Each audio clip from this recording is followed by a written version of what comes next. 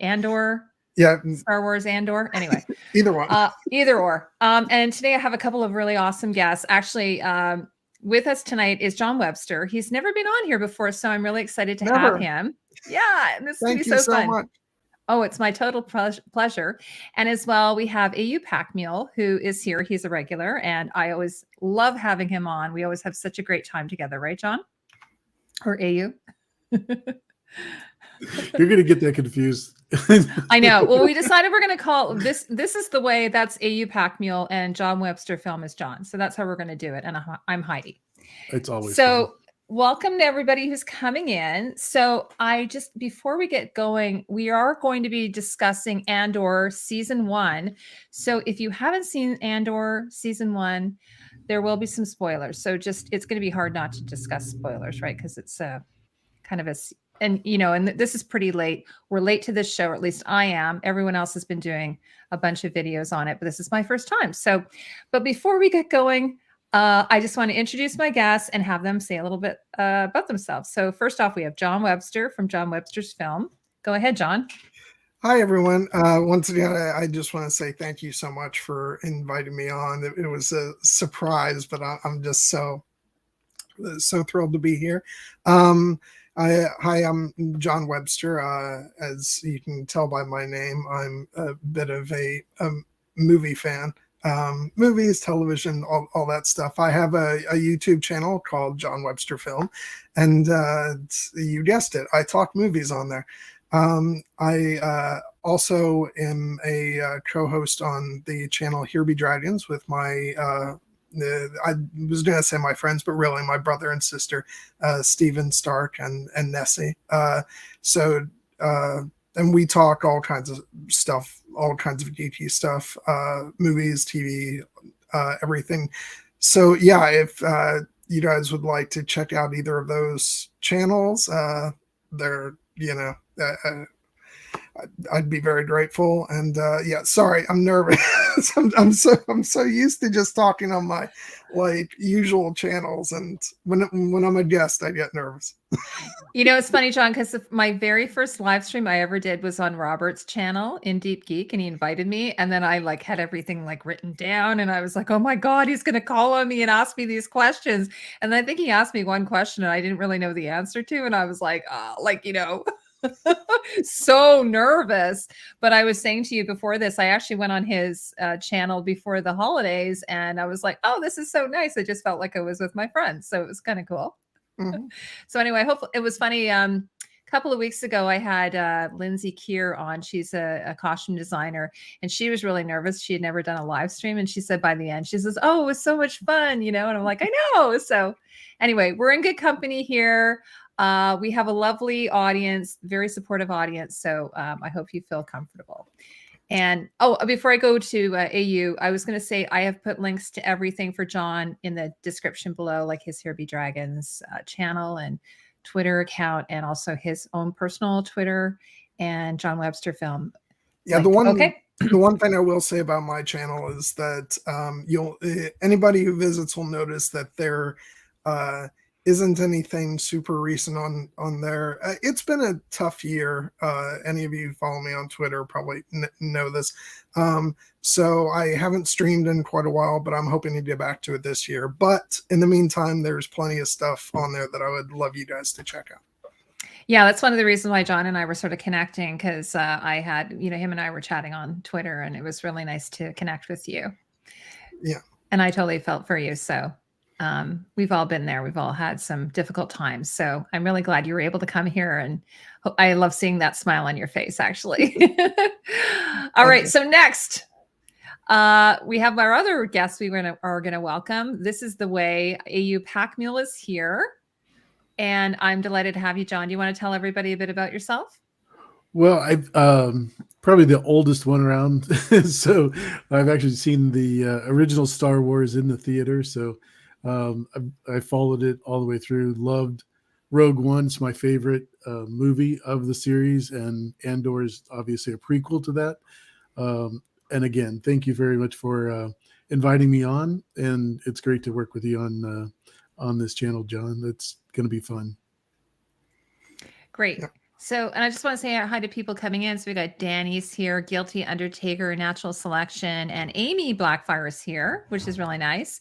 And if you're popping into the stream, you maybe say a little hello. We'd love to hear your comments as we go along, and if you have any questions as well. I'm probably gonna have some questions for these guys. So, the subject at hand is Andor, and it's, as you mentioned, John. It's or AU. It's a prequel series to Rogue One, and on Disney Plus. So I was very late to the show. I didn't watch it until after the holidays, and of course, I was extremely surprised at how good it is. So let's go to John Webster first. Just John, give us your general impressions of season 1 and how you thought they did, and just your overall impressions. And I'll highlight you there. Well, it's actually really funny because I wasn't not looking forward to the show, but it wasn't super high on my radar either because I liked Rogue One quite a bit, but I know there's a lot of people who absolutely adore it and it's their favorite Star Wars movie. I had a couple issues with it, but the more I started to see of Andor, the more I was like, oh wait, I see what they're doing with this. This will actually be really interesting. And I'd say from the first frame of the show, I was so immersed, and it's definitely my favorite of the live action Star Wars shows that there's been, and I think it really represents I don't want to go too far with this because I love a lot of Star Wars stuff, but for me, it does represent like a step forward into a new direction for Star Wars that I like to see them taking. And so, yeah, bottom line is I absolutely adored the season. It's dramatic. It's more, to me, it feels like a more grown up Star Wars. And my only disappointment is that there's only going to be 2 seasons of the show, so I'm not in a super rush to get to season 2. I'm just sort of enjoying season 1, and I just hope they do more stuff like this in the future. I didn't even know they're only doing 2 seasons, but I guess it kind of makes sense, right? Because we know where it ends up. Mm-hmm. Okay, what about you, John or AU? This is gonna be a problem for me tonight. Sorry. It's only happened 10 times so far. So I know. I'm gonna have to figure out another way. Okay, sorry. Go ahead. You have enough controls there to worry about. No, as I said earlier, I love Rogue One. It's my favorite of the Star Wars movies, and because it's so different, it really does talk about, like in the United States, we always think, oh, we're United States of America, blah blah blah, but we were once loyalists to Great Britain and broke off away from them. So we were all, treasonous bastards, basically. But how did we get there? How did that transition happen? What caused it? And this is a really good look at a microscopic event that happened to create an entire revolution. So I just love it. I sort of wanted to just go to where John Webster was saying about it being a more grown-up story, because I remember years ago when I saw the first prequel movie, and I came back and I was like, and my friend said, "Oh, Heidi, come on, it's a kids movie," and I'm like, "Is it really though? Like, is it a kids movie?" Anyway, so what I love about this is that it's not a kids movie. I mean, there's probably kids watching it, but it's very much an adult story, and I love that about it. I should say that. And this is what I meant by it's been said better by others, but I'm going to repeat that I like the Star Wars buffet. Like I don't, just because I loved the way this went, I don't necessarily need all Star Wars to all of a sudden be grown up. Because as you might see, I'm repping my Star Wars Episode 1 shirt. I'm going to go ahead and proclaim it on here publicly. Yes, I'm a Star Wars Episode 1 fan. But it is nice to see it sort of evolve, because I feel like with other franchises that go on for a long time, you feel like it does kind of grow with its audience. And so I feel like there should be Star Wars that's allowed to be for audiences that watched it when they were kids, but now they're grown up, and and for at least some of the content, we'd like to see something that's tackling, more difficult, more adult issues. And I feel like that's what this show does beautifully. And a look at sort of the gray morality of the universe. Yeah, it was interesting because John or AU earlier was talking about how he was one of the people who saw the original Star Wars in the movie theater, and I did too. John, you're not necessarily the oldest one here. I'm not sure. I won't ask you your age, but I also saw the original Star Wars. So 5. Did they actually let you in? Come on. So there's like two groups of people, right? There's the original trilogy people, and then there's the prequel trilogy, right? Is that correct? Like, do we have that group? I do kind of feel like I'm a little bit of a mixture, because I did my first exposure was definitely the original movies. I saw them when I was a wee little kid, and then I really fell in love with them when the 97 special editions came out. And then 2 years later, Phantom Menace came out, and I'm so grateful that actually I saw that before I got on the internet, because it didn't come with all these sort of, fan backlash that, we automatically get these days. So as far as I was concerned, like, I came out of that like, oh my God, that was the best Star Wars ever. And so I just, it was a sort of natural progression for me where so I grew up with the originals, but then I was also still in like my teenage years when the prequels came out. So okay. I do feel like I land kind of in the middle there. Yeah. And I mean, like, some of us older folk, I mean, I don't know about you, John, but my favorite and your favorite movie is Rogue One. I think probably prior to that, was it Empire Strikes Back? Yeah. 100%. So that was sort of, and so that's what I wanted to connect to Andor, is that it sort of, for me, it had that dark tone that Empire Strikes Back has. And they used to want, I think they wanted to, and then the Return of the Jedi was sort of more like family friendly. I felt like more, a little bit more silly, but whereas Empire was really dark and serious. And that's sort of what I love about Andor, is it's such an adult subject.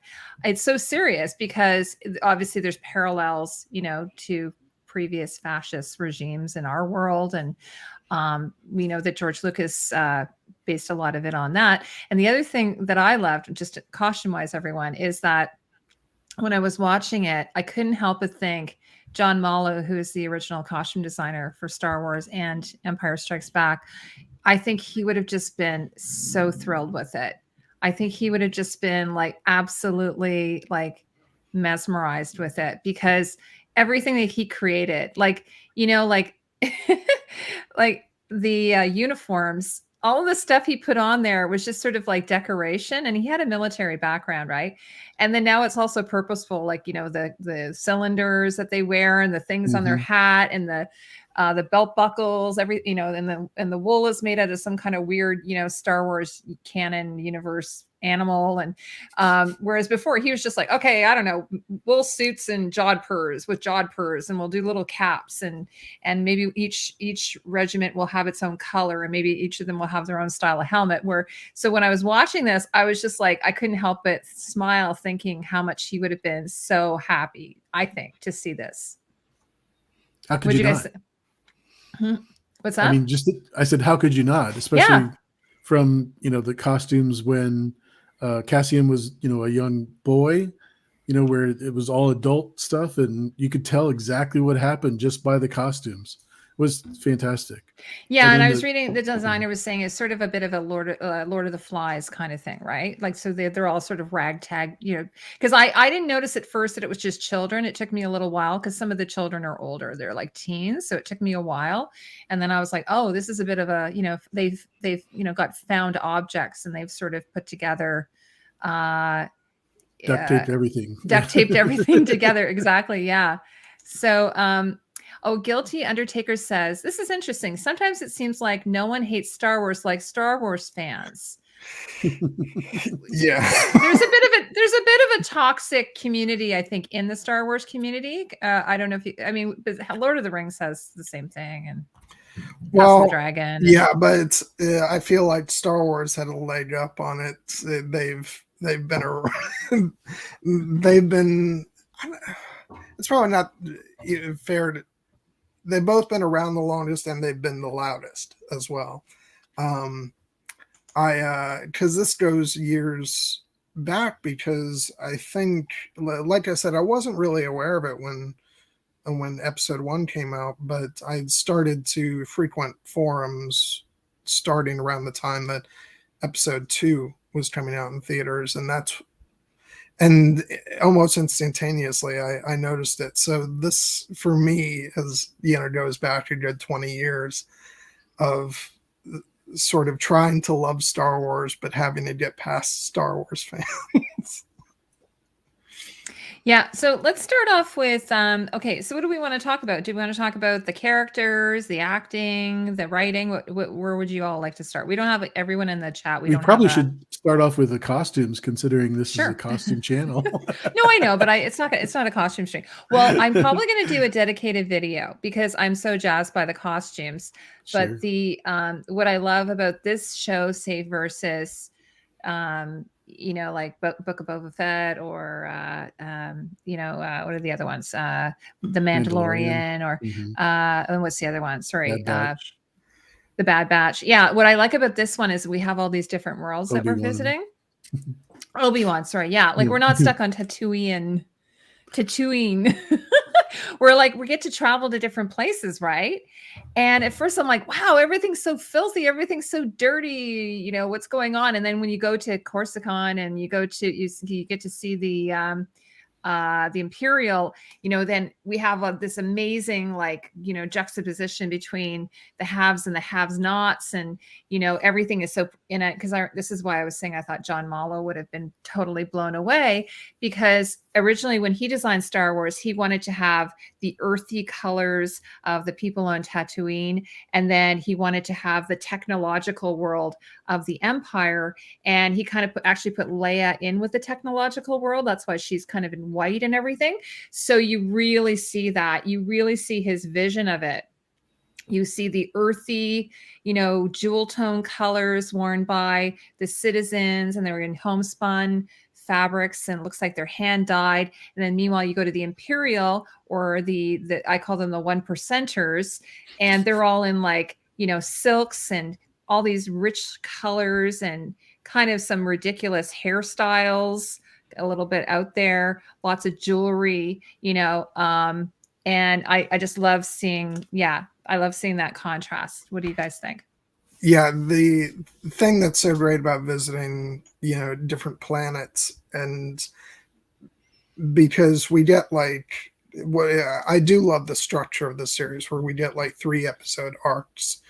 They mix it up a little bit further along in the season, but just about every 3 episodes we get an individual story, and you get to see different cultures in each instance. So we're on Ferrets first, and then we go to Aldhani and the prison, and all the while we're cutting away to places like Coruscant, and within Coruscant the different areas, because we've got the ISB, and then Mon Mothma's homestead, which, sidebar, her family is the worst. And which, by the way, I absolutely like everything about the set of her home and the costumes and stuff. So absolutely gorgeous. And it's actually really, I remember it took me back seeing,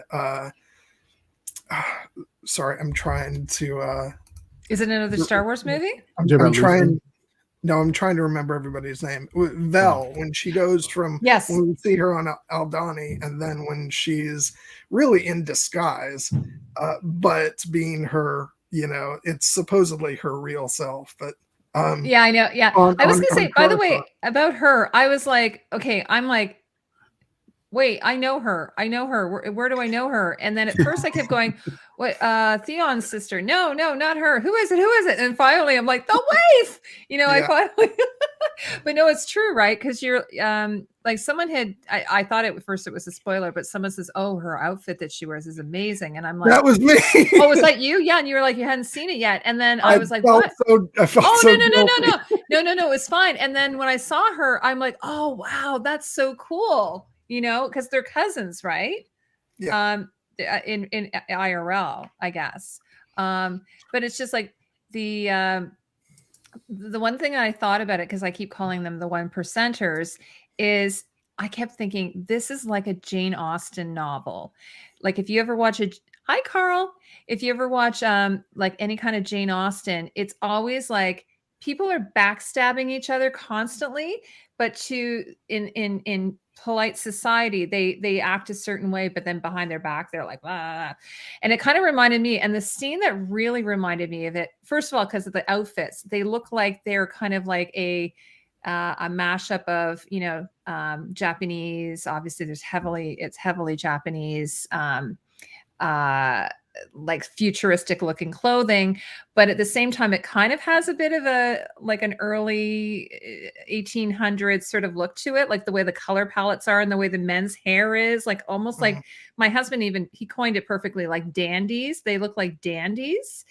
And the scene where he says, okay, you need something from me. Well, how about you introduce my son to your daughter, and then I will do this kind of thing for you. I'm like, oh my God, this is totally like a Jane Austen novel.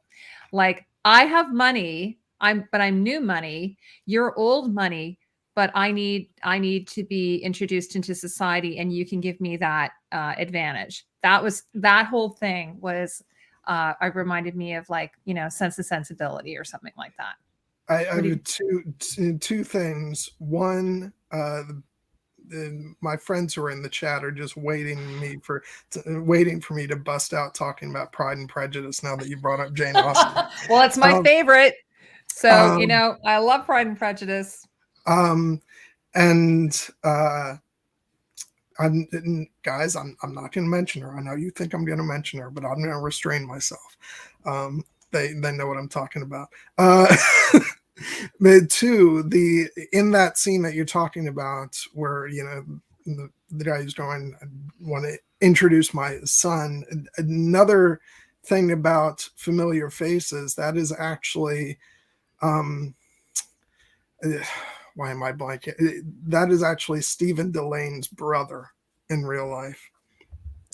He has a very distinct Stannis look about him. Oh my God. Now I have to go back and look at that. And because I was like, it's like, I think pretty much any British show or with a show with British actors will have at least one Game of Thrones actor. I think it's a rule, isn't it? AU? Requirement. Yeah. It's a requirement. Yeah. Okay. His name I'm kidding. I don't know.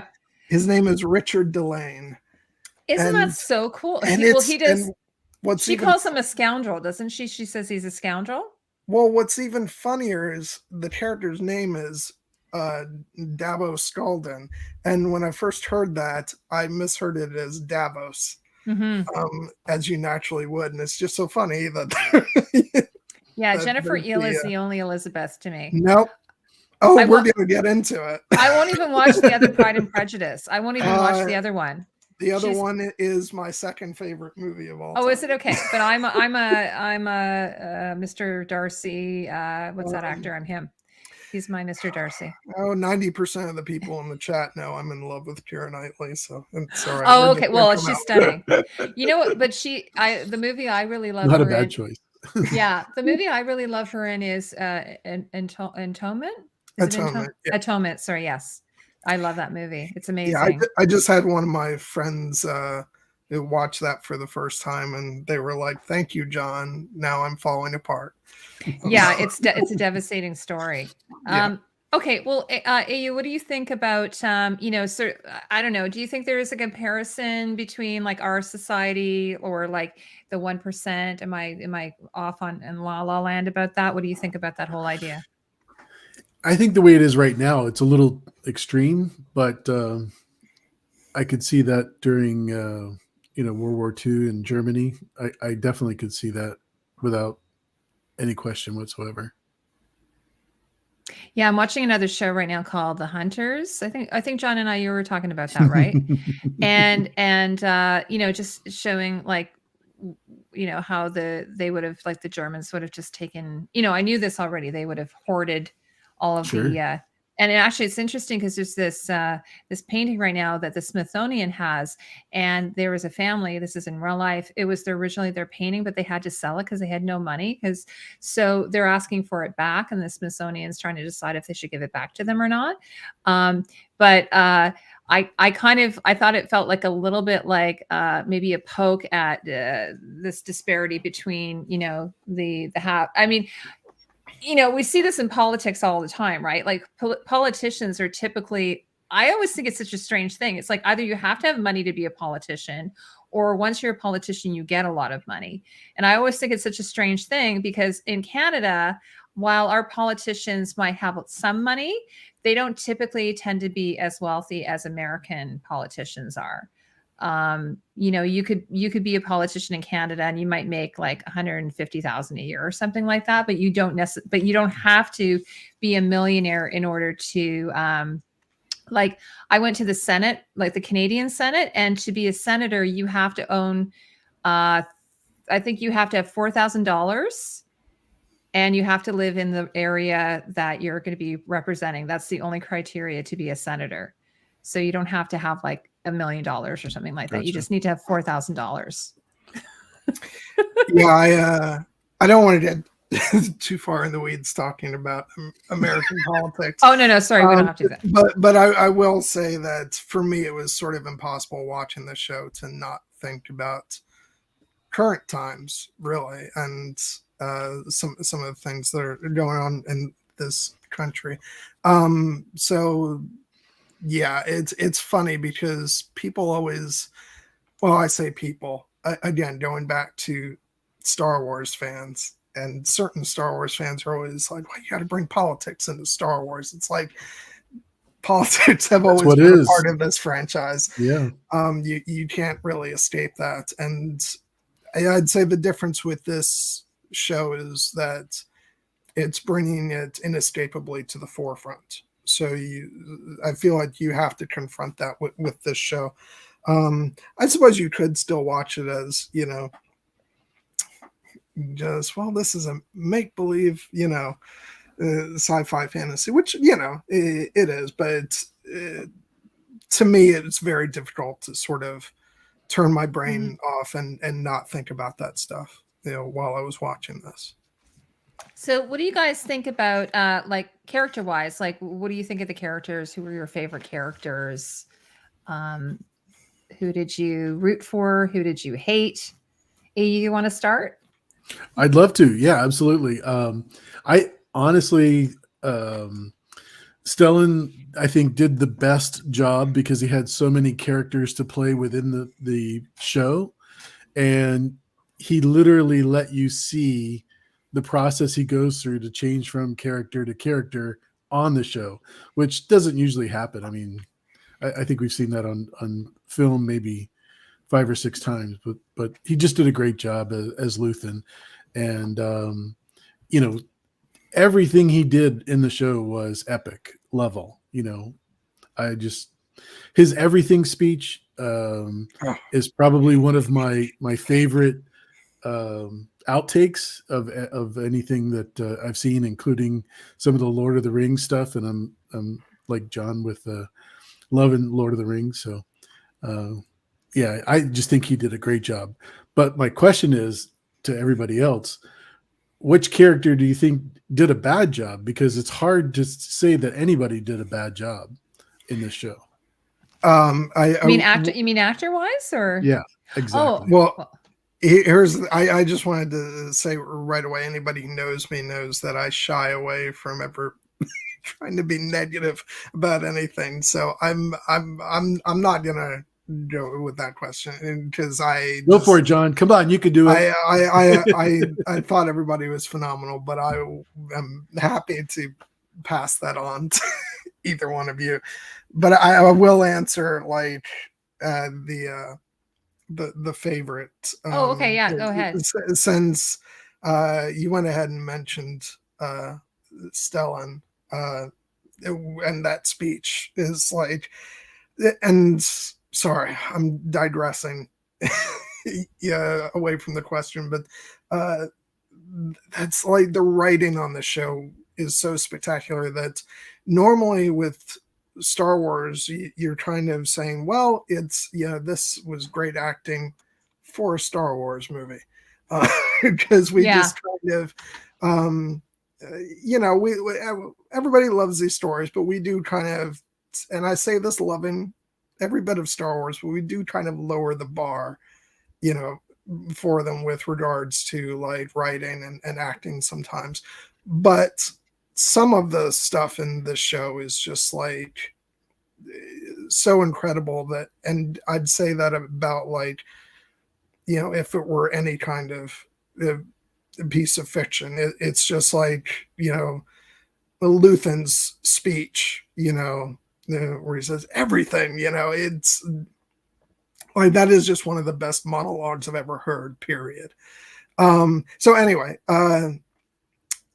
since you've already mentioned Stellan, he's fantastic. I'm going to go with someone who had to do a lot of heavy lifting in a smaller amount of time, and that was Andy Serkis, who just blew me away. Absolutely.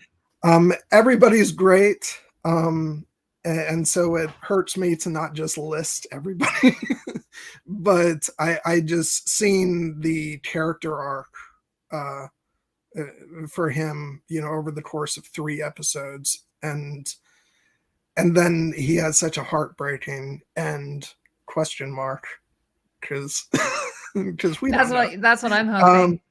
But yeah, for me, he just blew me away. What about you, AU? Wait, oh, you already said Ethan, or you already said Stellan. Is there anybody else you wanted to mention? Yeah, everybody. I agree about Andy. Obviously, I'm a huge Andy fan from everything he's done. It's just yeah, he's amazing. Especially like movies you wouldn't even think of him, like Black Panther being in. He's just great in that.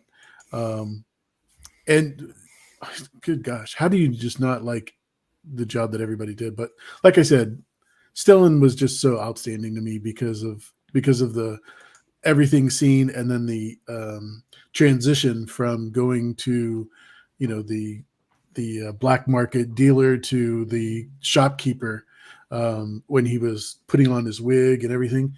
He just did an outstanding job. Yeah, totally. Oh, the other thing I was going to mention about the costumes, the other thing they reminded me of is the Hunger Games. They reminded me of the Capitol. Yeah. Did you think that at all? Very that was the much other thing. The kind, because they're a little bit, sometimes they're a little bit crazy, right? Like they're a little bit like over the top. You're just wearing that to work. Well, when you think about somebody trying to outdo the Golden Globe Awards or something like that, that's basically the same thing. They're just trying to do one better than the competition or people that are their peers. I'm going to say one person. It's not that he is a good character, but the character that I was really fascinated with was Cyril. I thought, and his mother, oh my God, like that little lady, she stole every scene she was in. John, or AU, do you remember Nancy Walker? She played like Rhoda's mother on Rhoda. Like Sure. And she was like a little Jewish lady with like, she had like this, her hair looked like a hat anyway, that's what she reminded me of. She was like, I don't remember her name, sorry, but she was amazing. But I like Cyril. What I loved about him is he was, he's a morally compromised character, but he was so nuanced, and the actor who played him, I thought, was amazing. Kind of reminded me of, who's the guy from, what's he in? He was in the original Dune. Played the main character in Dune, and what's the other show? Guys, help me out in the chat because I always have Twin Peaks. Yes, who's that actor? Kind of reminded me of him a bit, but I've Um, never seen him before. And I was like, who is this guy? That's what I kept thinking. Heathen King from on Twitter is yelling at all of us because he loves Twin Peaks and that actor Kyle something. Oh, I'm Kyle out. MacLachlan. Yes, McCallahan? thank you. Yeah, so he kind of. Oh, so who was yelling at who about Twin Peaks? No, I was saying that Heathen King from Twitter. Oh, okay. He's a huge fan, and if he was watching, he'd be yelling at all of us for not knowing the name. Oh, you know what? Ask John. Ask AU. I'm notorious for not remembering. And it was funny today. I was saying to my husband, I was doing an interview with somebody who was older than me, and we were recording it. And he would say something like, "Who's the blonde lady in Chicago?" And then I'd say, "Oh, I'd say who. I'd be like, oh, that's so and so. Oh, who's the brunette?" And I was coming up with all the answers. I was like, "What's going on?" Normally, I'm the one who doesn't remember anything. But I remembered, and he was having a hard time remembering. But whenever I'm on a live stream and I can never pull it out of my brain. I don't know. I do want to say on the topic of Cyril and the actor who played him, his name is Kyle Solar, and he's fantastic. And one of the things that I really loved about this show was how it didn't make it's not that they made you understand the villain's perspective, because at the end of the day, the Empire is still awful. But what they did with the quote unquote villains of, I don't know why I used quotation marks, they are villains. But the thing that they did with them was that they were three-dimensional human beings, even if they were terrible. Yeah, they weren't like mustache twirling, like ha ha ha. Like no, they did such a good job. And also somebody was asking about Denise Goff, who plays Deidre. Deidre, and for the first few, or at least the first couple episodes that you see her, and you're actually rooting for her because you're seeing her through the lens of a woman in the workplace who is struggling to get past sexism and people trying to step over her and all that stuff, and then of course when she's put in a position where she can go ahead and do what needs to be done, and then you see the really ugly side of that, and you're like, oh no, I was rooting for her. Yeah, and that's such a good point. Because I was saying to my husband, I'm like, wow, what's with these people working for the Empire? They're like terrible people. They're all backstabbing. And he was sort of equating it to like The Office, you're working for a corporation and you're like stepping over like your coworkers, trying to get up the corporate ladder, I suppose. It was sort of like that. And I thought it was really very realistic. And it's interesting what you say that, John, about the woman at a workplace, because, in the original trilogy, there were no women at all, which is interesting, given that it's an alternative, it's in another galaxy far, far away, millions, I don't know how many years ago it's supposed to be, but, they have their own system. There's people of color there too, but not many. Most of the people in the room are white men, right? So again, back to a little bit of a parallel to our current world in that way, I think. Only in Canada. Only in Canada. Well, we have that stuff too. We have glass. Like, it's funny because my sister, she owns her own business and she's older than me. She's 64. And so she's told me, there's been many times I've been in a room and it's just been me and a bunch of men. I've been the only woman in the room. So it's kind of like, is she more ambitious because she has to be more ambitious, or is she just ambitious because that's her nature?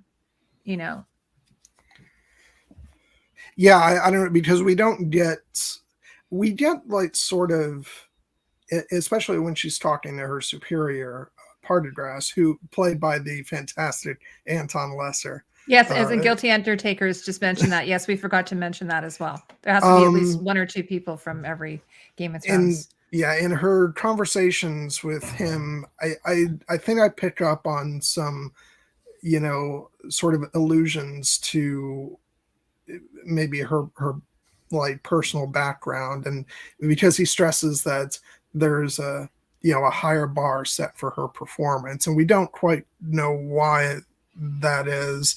I kind of take it from that maybe she comes from a certain family with a history of service, but we don't know. Mm-hmm.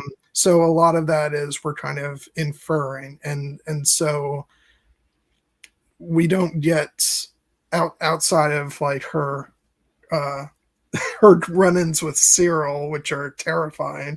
Oh We my don't get gosh, I know. Aren't they bizarre? And yeah, again, that's sort of like, stalking, like he's sort of like stalking her. Sort of. He is I mean, stalking her, but he's a fan. He's like a fan, right? and it's so creepy how there's like when you get to the last episode and like he saves your life. It's I just this know. really creepy, like I like you now. not, and when I say this, I really mean not at all, but romantic. No, I know. I was like, are they gonna moment. kiss? It's like They were so close. I was watching that. I'm like, don't kiss, please, God, don't Yeah. kiss. Yeah, I know. It was sort of it kind of reminded me of that he's like a super fan because we were I was talking about this at one point, like back in the 15th and 16th century, like Henry VIII, he would have been like, at one point he was actually pretty attractive, and he would have been sort of like the Harry Styles of the Renaissance, you know what I mean? So this is what she, like, I'm just imagining, it's so funny, like I don't know if you guys have seen Jojo Rabbit. It would be like he has posters of like the all-star Imperial Army on his wall. Well, he doesn't, because you saw his bedroom, but that I can imagine him having like pictures of her up on his wall or something like that, like a total nut bar. Screensaver. Yeah, screensaver. Yes, exactly. I know. So hi Kate. She says, hey, haven't seen Andor yet, so I want to avoid spoilers, but just wanted to drop in and show some love. Oh, that's so nice. This woman wants to Guilty says, this woman wants to have me killed. I'm in love. Well, obviously, just based on his home life, like, there's like he's got like his mother is a total weirdo, right? Like that's almost like horror movie level, disturbing Control. the relationship that he has with his mother. Well, and that she gives him like Cheerios with blue milk every morning. Oh no, they're Cocoa Puffs. They're actual Cocoa Puffs. Are they really? I mean, they look exactly like Cocoa Puffs. So. Yeah, no, that just cracked me right up. I'm like, and then she has these barrettes like that she wears, like I said, like Nancy Walker, and she's just like a little lady, as my son would call her. Like whenever he sees a woman that's very tiny, he always calls them little ladies or whatever. So she's probably like 5 feet tall or something. I don't know, very tiny. She probably looks just like the voice you hear on The Big Bang Theory. What's this guy?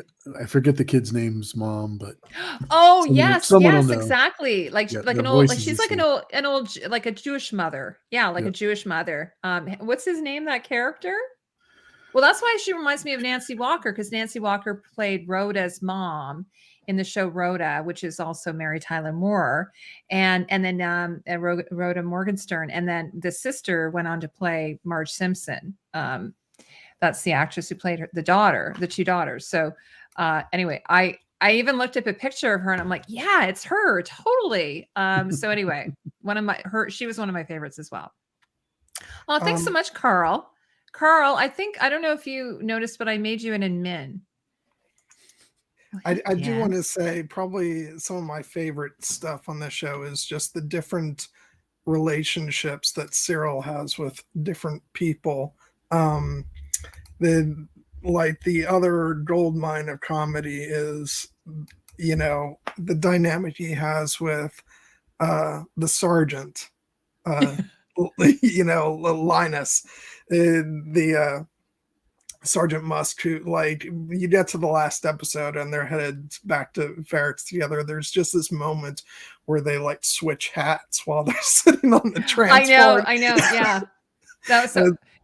I was gonna say about him, like he kind of, I don't know, like AU, did you find he kind of reminded me of a character, like maybe from an old World War II movie or something, kind of like a little bit of comic relief.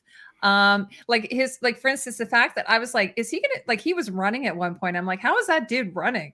Like and he was running pretty fast. I'm like, He's that like a guy's young Sheldon, young where he's Sheldon. just absolutely the geekiest guy, but Yeah. he has a task to do, so he's going to do it.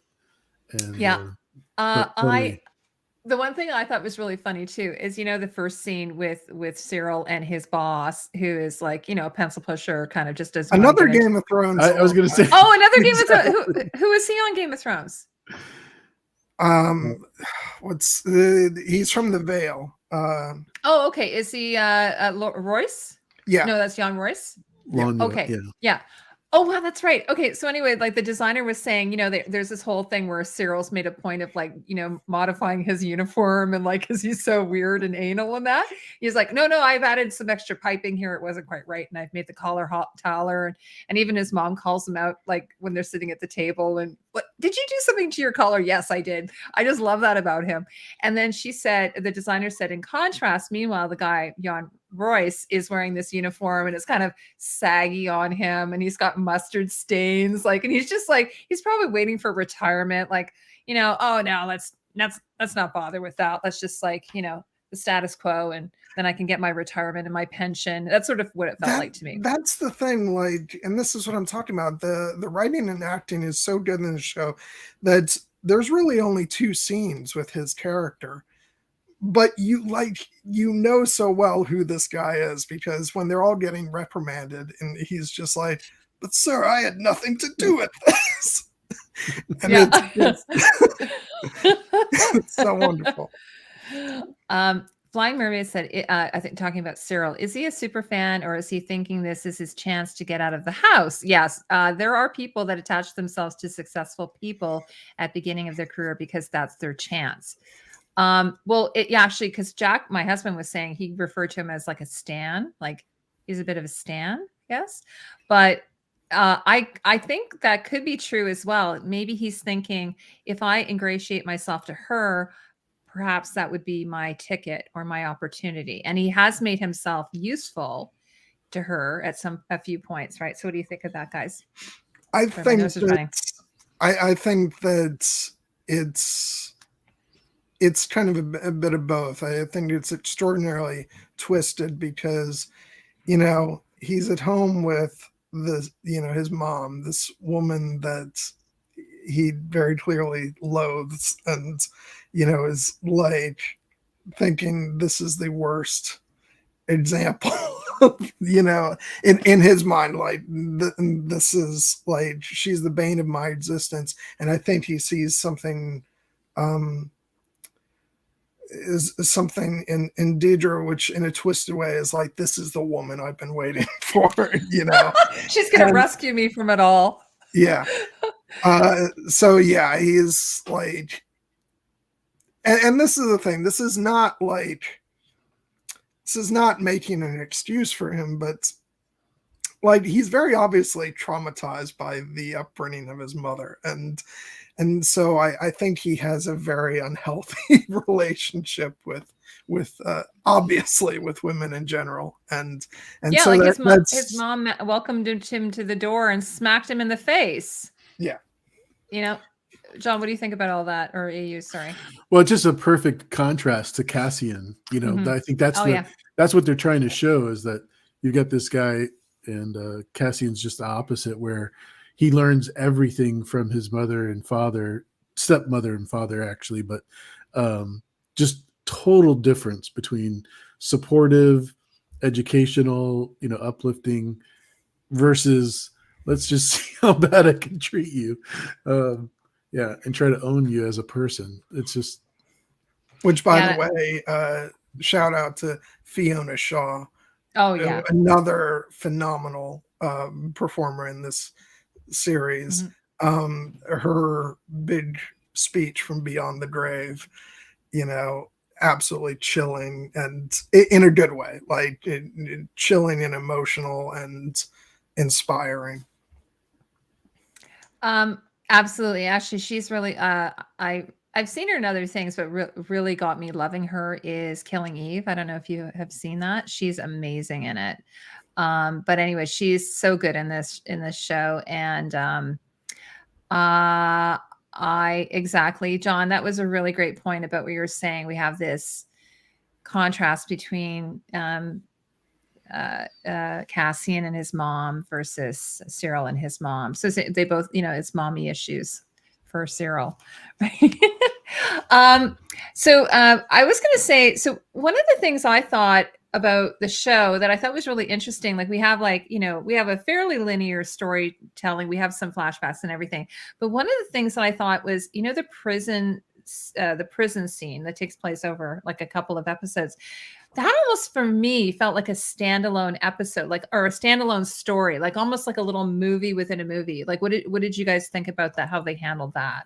I mean, I felt that way about sort of a couple of the arcs, because likewise, I think the Aldani arc feels self-contained as well. And obviously the first 3 episodes are setting the story up, but that too kind of feels like its own little story. I thought it was good the way they did that. And actually season 2 is going to it's going to retain that format, but the time is going to work differently because they're going to be covering a bigger stretch of time in season 2. So we're probably going to have like a 3-episode mini movie, and then it's going to skip a certain amount of time, and then we get another, little movie. But I love that, just because, the structure was great, because you had like this tension building up over a couple episodes, and then everything just gets unleashed into this, in a lot of cases, sort of, madness and it was almost like, it's like The Last of Us. It's like a crater opens up and like all of these zombies come out. It's sort of like my emotions were so high during that time. I was like just completely blown away. First of all, like as you guys have said, Andy Serkis was so good in this, and but also just like everyone who was in the prison. Like there was one actor who kind of looked a little, the older gentleman who was on table 5, so amazing, and the other members of the team, and I just thought I loved all of it. I just thought it was so fantastic. And then how they, I was like, I don't even know how they're going to get out of here. How are they going to do it? And then the way they did it, it was just so brilliant. You know what I mean? John, what did you think? Or AU, I should say. Well, again, going back to the costumes, it's such a simple, jumpsuit kind of a thing, but each color has its own designation, and the Imperial lives in its own little chamber, and everybody else has to, be electrocuted if you come near them. I just think the way they designed the whole story behind, you're going to build this, and I don't care if you're guilty or innocent, that has nothing to do with it. We're going to, make you come back even after you serve your term. And just great stuff.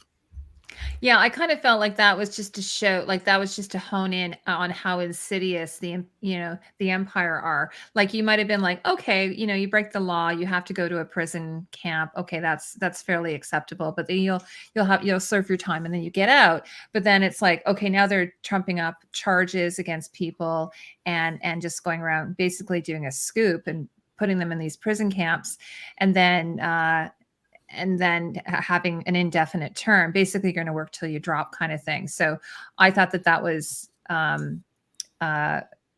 really well done. And I kept thinking, okay, they're going to use some of the weapons that they have on the table to, that they're going to use that, or, oh, maybe they'll steal those boots so that they can, I kept kind of thinking, how are they going to do it?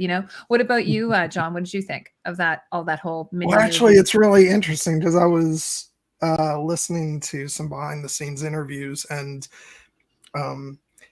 the stuff that you just mentioned, this is stuff that they were running through their minds as they were writing the episode about, well, how are they going to, what are they going to use to make the prison break happen?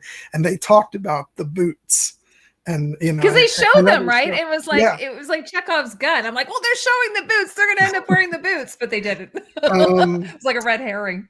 I did want to mention real quick the actor who played Olaf, the old man. He's actually where you might recognize him from is he plays one of the criminals in the opening scene of the 1989 Batman. Oh, okay. He's the one where he goes, "Who are you?" and then he goes, "I'm Batman." Was he a vagrant or something in the opening of Batman? Yeah, he's like the movie opens up with a similar scenario to how Batman lost his parents, which is a married couple and their kid being held at gunpoint, and so he played one of those. Oh, okay. Guys, but no, I do want to say about this whole sequence and kind of to make a larger point, part of what I loved about this was the design of everything. It reminded me a lot of THX 1138, and by the way, like I loved so many of the influences across the board for this series because for that section of the season, the THX was what I thought about. And then, you know, there's other parts where I was reminded of influences from things like, a Blade Runner and even the opening scene reminded me of Tron Legacy of all things. And just it was really neat to see some references from other science fiction films. But well, I'm sure the people who are working on this are probably like us. They're probably total nerds, and they probably, you know, like you're mentioning THX. If nobody knows who that is, it's George Lucas is like one of his very first films he ever did. And Jack and I immediately said that. It was all over the internet as well because I was like, well, this isn't an original idea. And I think that movie has gone on to influence other movies as well. Like The Hunger Games, for sure, it's influenced the way the Capitol Police and everything. You know, they have the batons and I think they do the zapping. I'm pretty sure, right? They in THX they zap people. In that story, I don't think you're allowed to have emotion. Is that what happens in that movie? It's been a long time since I've seen it. Have you ever seen that movie? George Lucas's early film? He did it. It's with Robert Duvall, I believe, or no, Donald Pleasance, I think, actually. And it's a dystopian world. But in that case, instead of having humans, they're just androids that are the police. And so it's either you can't have love or you can't. It's some type of dystopian society. And they basically everything is white, though, like as John was saying. And then so they did that whole thing, and also just the whole idea of them being on I don't even know what it is. It's like some kind of they're in the ocean, a dam. Yeah, it's designed so that it can generate power, so they can self-sustaining. Yeah, but it's also isolating as well. What did you think about that whole that I call it like a little mini movie within a season? Well, it's the part where Andy Serkis was in, and John and I both said, that's just golden candy. There's no better way that you can describe his acting, and it doesn't matter what he's wearing or if you can see his face normally. I just love any part of his acting. So that was great. But the interaction between him being still a prisoner and being able to control everybody. That is there. It was just great. I didn't think that there was any bad part about it. Like sometimes you just go, how is that person going to get away? That didn't happen. It was very realistic and believable. There wasn't any part of the show where you're going, let's fast forward. That's just not going to happen. Mm-hmm. I did wonder at one point, but then they did answer that. I thought, oh, I wonder why they're not just using robots to do this. But then they did answer that they break down and they're expensive and all that. So human, Free it's labor. free, right? I mean, Yeah. they do have to feed them. The other thing that was really interesting with the costume designer, he was saying, they went with the white suits, and then of course they have that splash of orange, which is, usually tied with the rebels, except for the paramedic who had like kind of a blue. So they kind of went with that. But what I thought was neat was the fabric of the jumpsuits is actually supposed to be disposable. So the idea is that they wear it one day and then they shower, and then those are disposed of, incinerated or something, and then they get a new set every day. So I thought that was really interesting. So and then the way they cut them, they had a really unusual design to them, which I thought was very cool and really lent to the whole scene. The other thing I was thinking, because they weren't wearing shoes, I was like, those guys are all going to have a plantar fasciitis. Like, can you imagine standing on your feet for 12 hours a day with no shoes on? That was the one thing they didn't complain about. No, they didn't say, "Oh, my feet are killing Yeah, me." because I feel like when you're more concerned about being electrocuted through your feet, Yeah. But one thing I want to note about that too. I'm trying to look up character names. Oh, which character? I have it here. From the prison? From the prison? Yeah. I'm gonna have to look it up too, because I only have the main cast. Oh God, where is it? Who else is it? The guy he ended up with? Like, yeah. Oh, yeah. I don't Who remember. is? Yeah, the guy he escapes. The guy he escapes with, yeah. Prison with. He's actually in Rogue One. Oh, he is. Melty. Yeah. He's part of the Alliance in Rogue One. Yeah. So this is the other thing, because the actress who plays what's her name here? So let me go back. I'll look it up here. Just give me a second. I'm just going to look her up. Genevieve O'Reilly. Mm-hmm. She was in Rogue One, but she wasn't. But her character is also in Star Wars. No, Sure. yeah, and that's her character. She's playing Mon Mothma. Mon Mothma, yeah, but it was a different actor before that. In Return of the Jedi. In Return of the Jedi, yes, different actress. Yeah. Obviously. But they were showing like the costumes, kind of like they're similar. Like you could see how it's going to feed into that. You know what I mean? What's really so interesting about her journey with Star Wars is that she actually first played the character of Mon Mothma in Revenge of the Sith, but her scenes were deleted from the movie because there was some stuff involving Padme and the other senators starting to create what would be like the sort of the very beginnings of the quote unquote alliance, and those films were deleted from the movie, and then she came back they brought her in to play the character in Rogue One, and then she voiced the character in Star Wars Rebels. Oh, okay. That's really cool. And now she's playing her again in Andor. So it's just it's interesting that her journey with the character started with, stuff that didn't even end up in the movie. Yeah, I know. Well, it's also, John, have you gone back and watched Rogue One since you've watched Andor? Like, have you revisited it? Yeah, a couple times. Sorry. Because I haven't. I'm gonna have to go watch it now, because I'm like, just so I can connect all the dots, because it's sort of like you really need to watch Andor, then Rogue One, then A New Hope, I guess, or what would be the order? You could, yeah, or you could just watch them all over and over. Watch them all over and over again. I know. Yeah, that would be the order, is chronologically.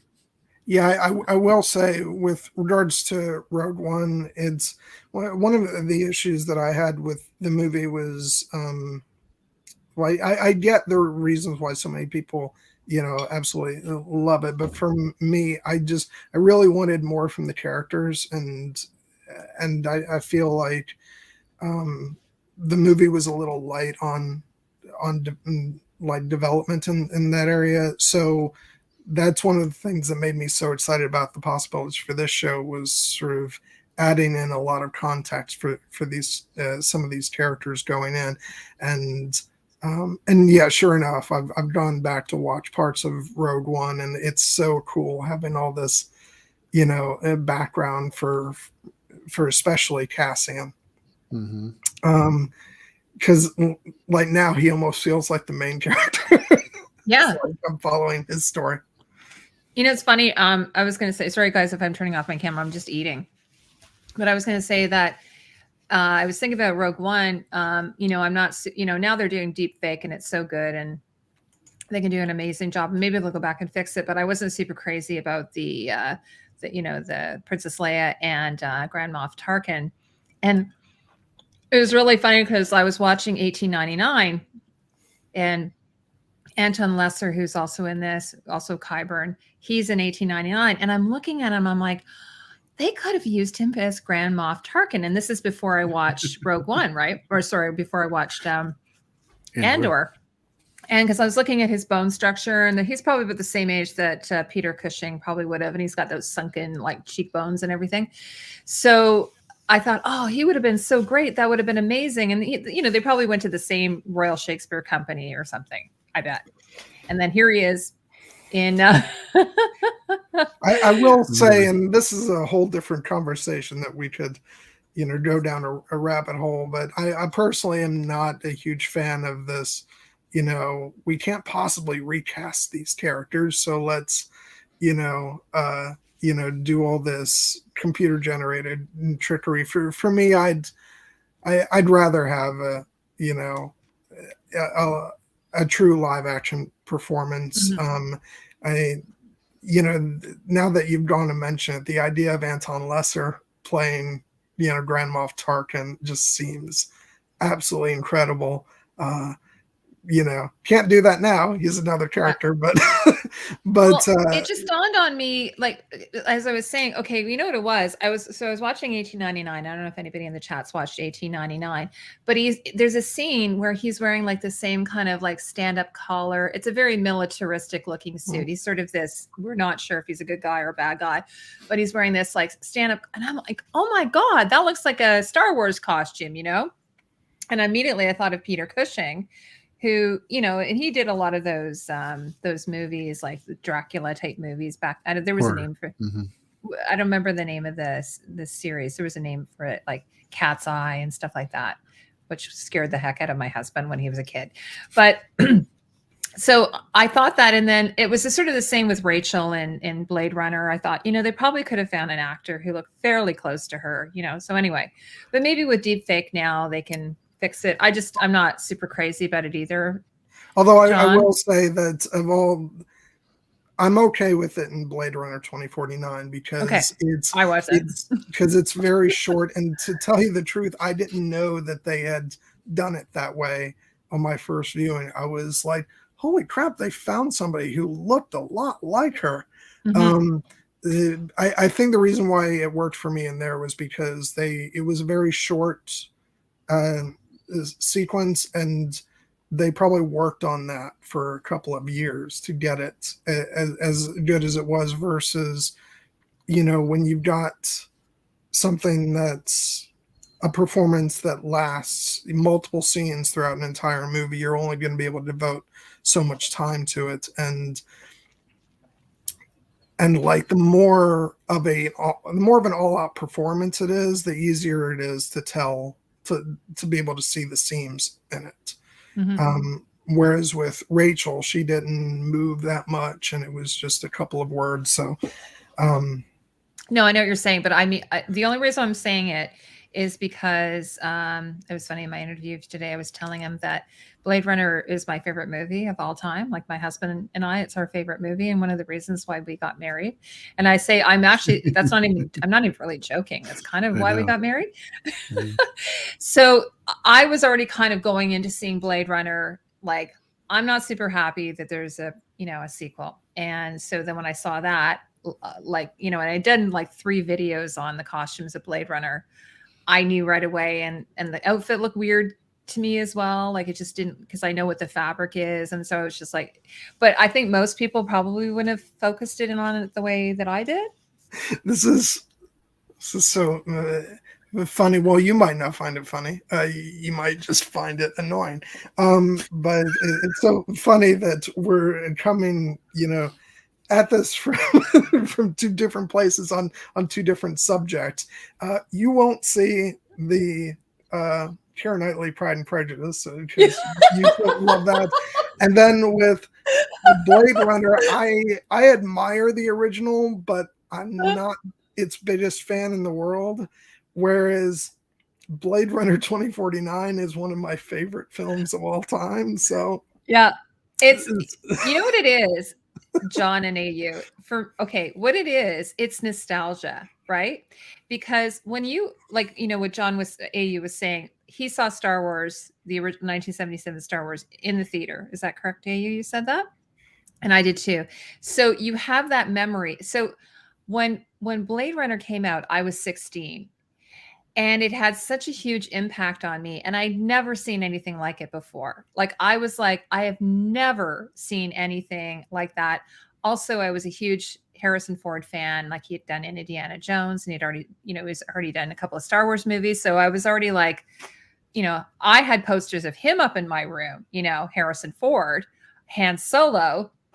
So there's this like time in my childhood where we went on a family vacation, and I'm sitting in the back of the car reading Do Androids Dream of Electric Sheep, and having that experience of reading a Philip K. Dick book and then tying it to this movie. So for me, it's like, and probably my husband, it's a nostalgia thing for us. And so for you don't have those same ties. You don't have that same experience that I've had. Yeah.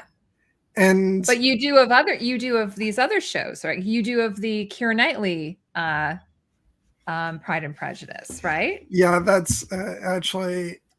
I'll make this really quick because boy, oh boy, is this a digression. Oh no, it's fine. I love it. Like, and that all stems from. Okay, I'll admit the crush probably started with Pirates of the Caribbean, but what really happened was one year I had forgotten to get my mom a birthday card.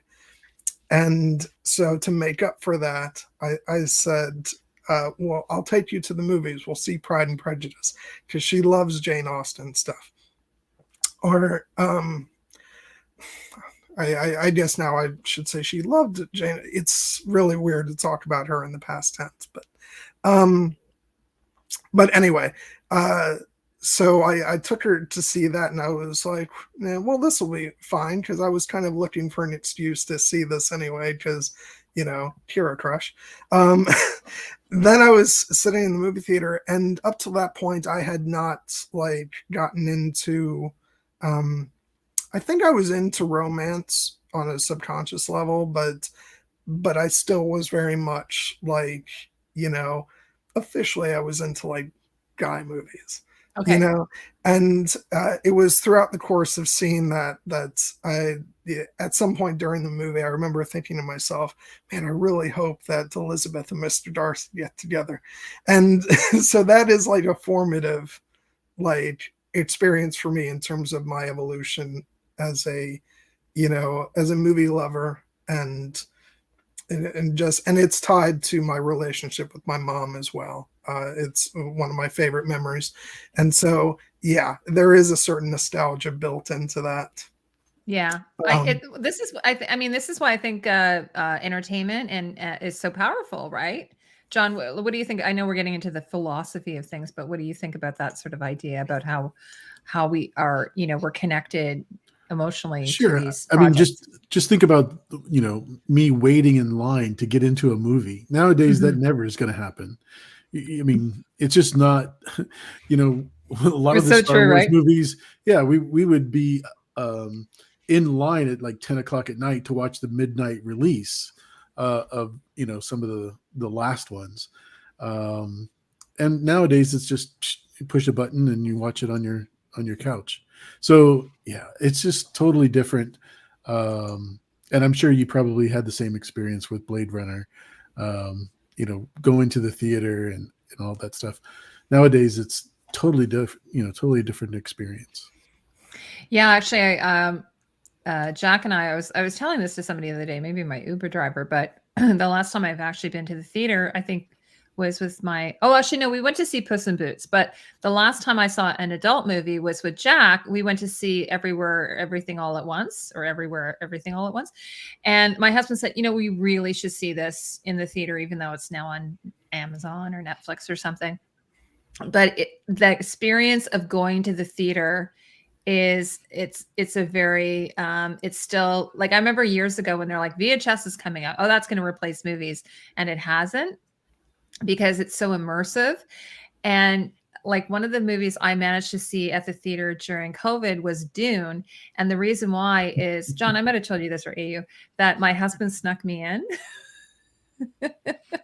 because it was playing. My husband works at the Toronto International Film Festival every year. So I said, look, Jack, you're going to have to sneak me into this movie.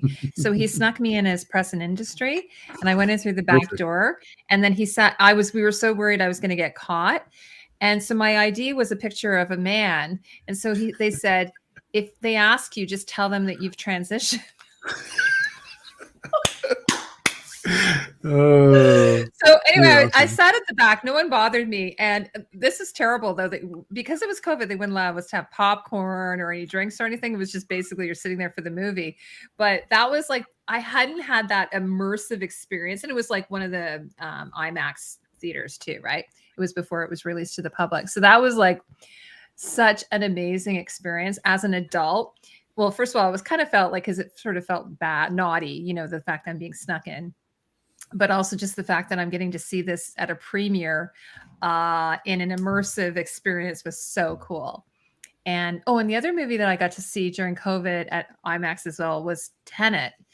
And again, like one of those movies, like you really want to see this on a big screen. You don't want to see it on a small screen. So I really think that as creators, our experiences are definitely tied into the excitement, not just of the stories and the movies themselves and the shows, but also just the experience of like, where was I when I saw that? Right.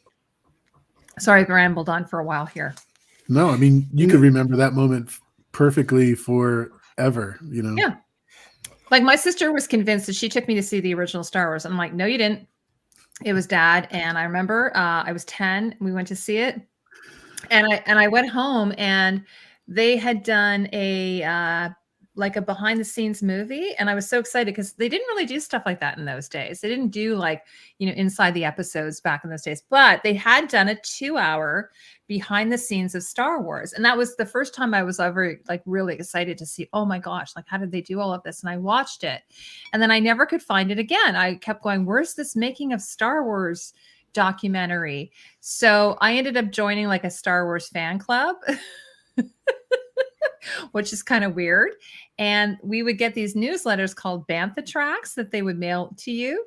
And they would also send you stills of the actors and stuff like that, black and white stills. And I was buying Star Wars cards. And that was my first sort of experience in kind of fandom. You know what I mean? Mm-hmm. Yep. So it was powerful. It's very powerful. Oh, anyway, so I've derailed this whole conversation. So let's get back to the show. It's great because all my friends are laughing because somehow I managed to tell my pure nightly Pride and Prejudice story on a stream for Andor. I love it. So. I love hearing that.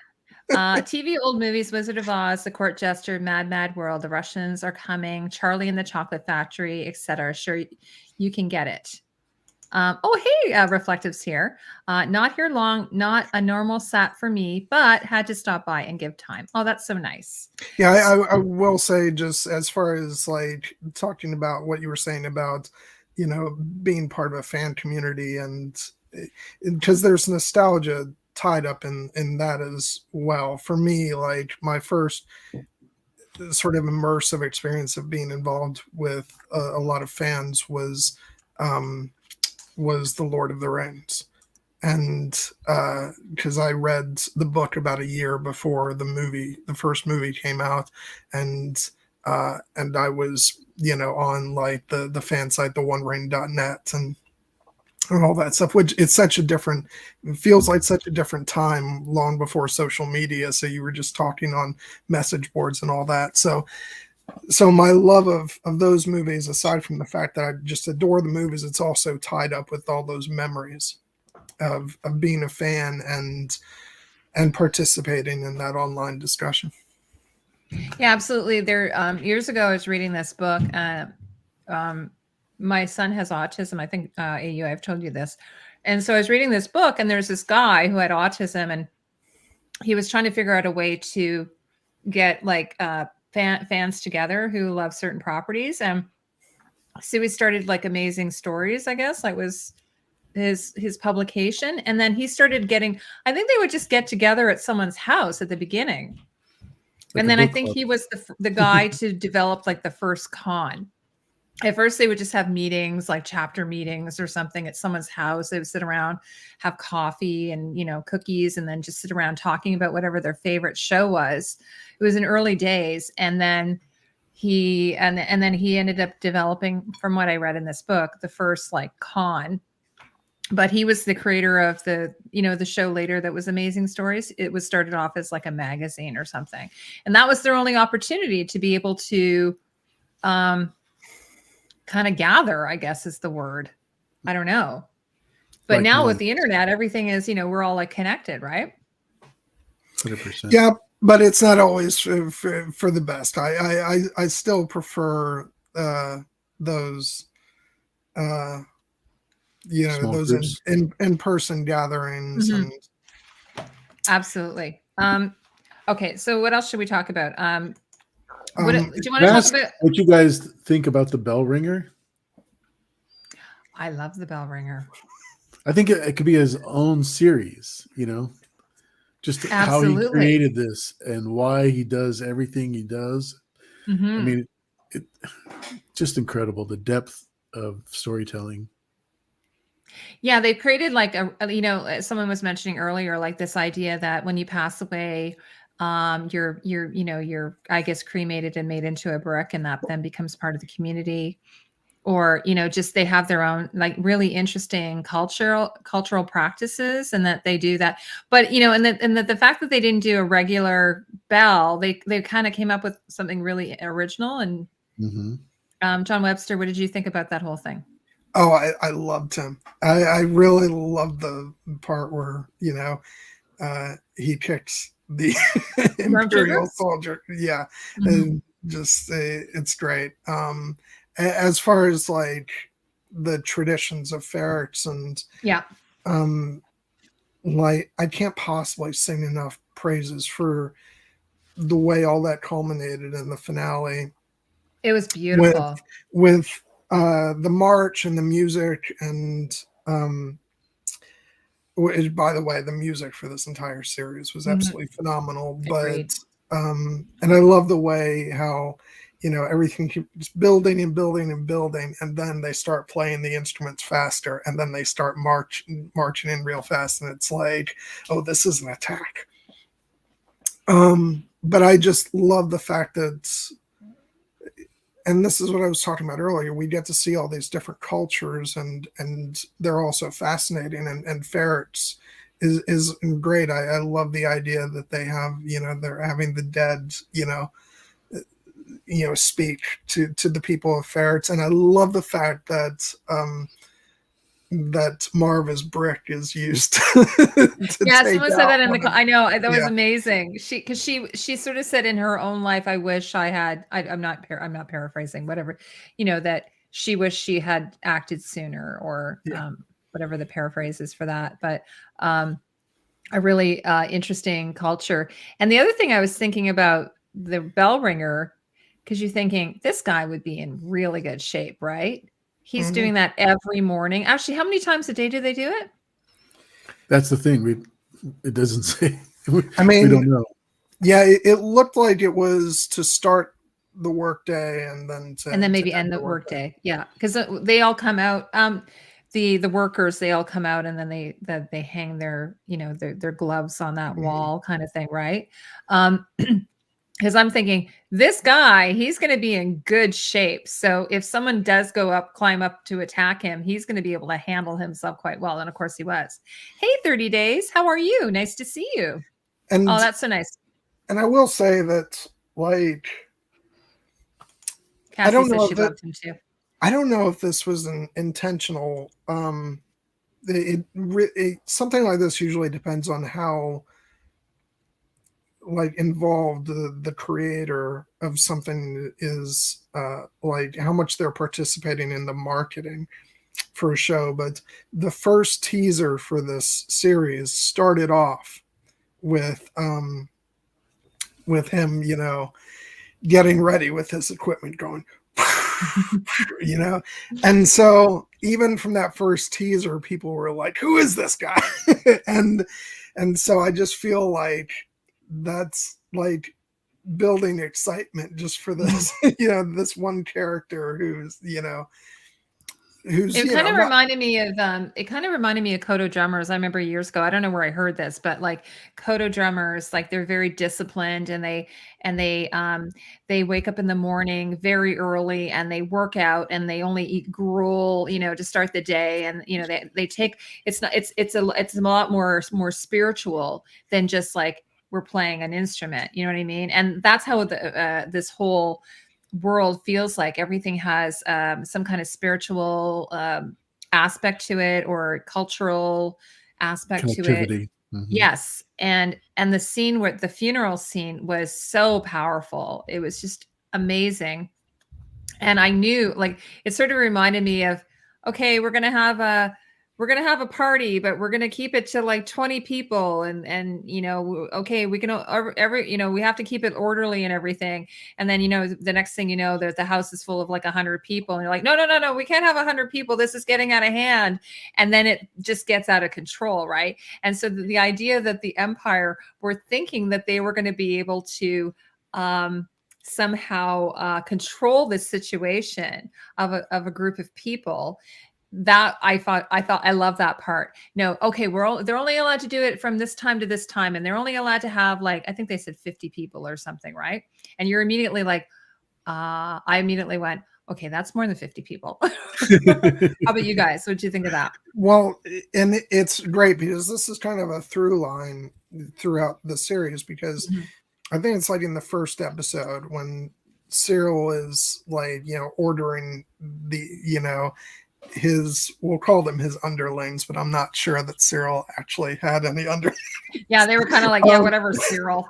Yeah. But like, they were saying, have you ever been to ferrets, sir? And he's like, what does that matter? And he's like, they have their own way of doing things.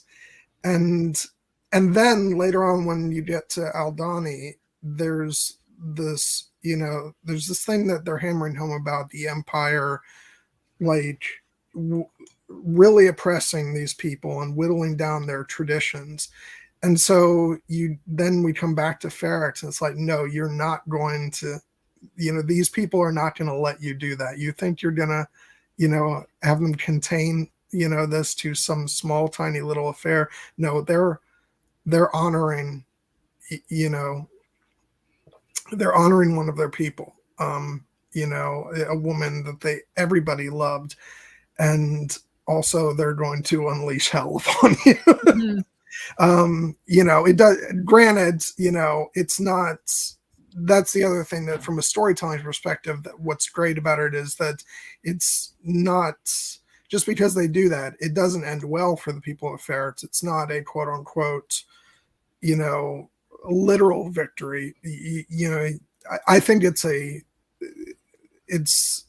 still a victory for the people because they stood up, but there were a lot of casualties. There's a lot of casualties, and Lord only knows what that means for the planet of ferrets, moving forward. But or the city of ferrets,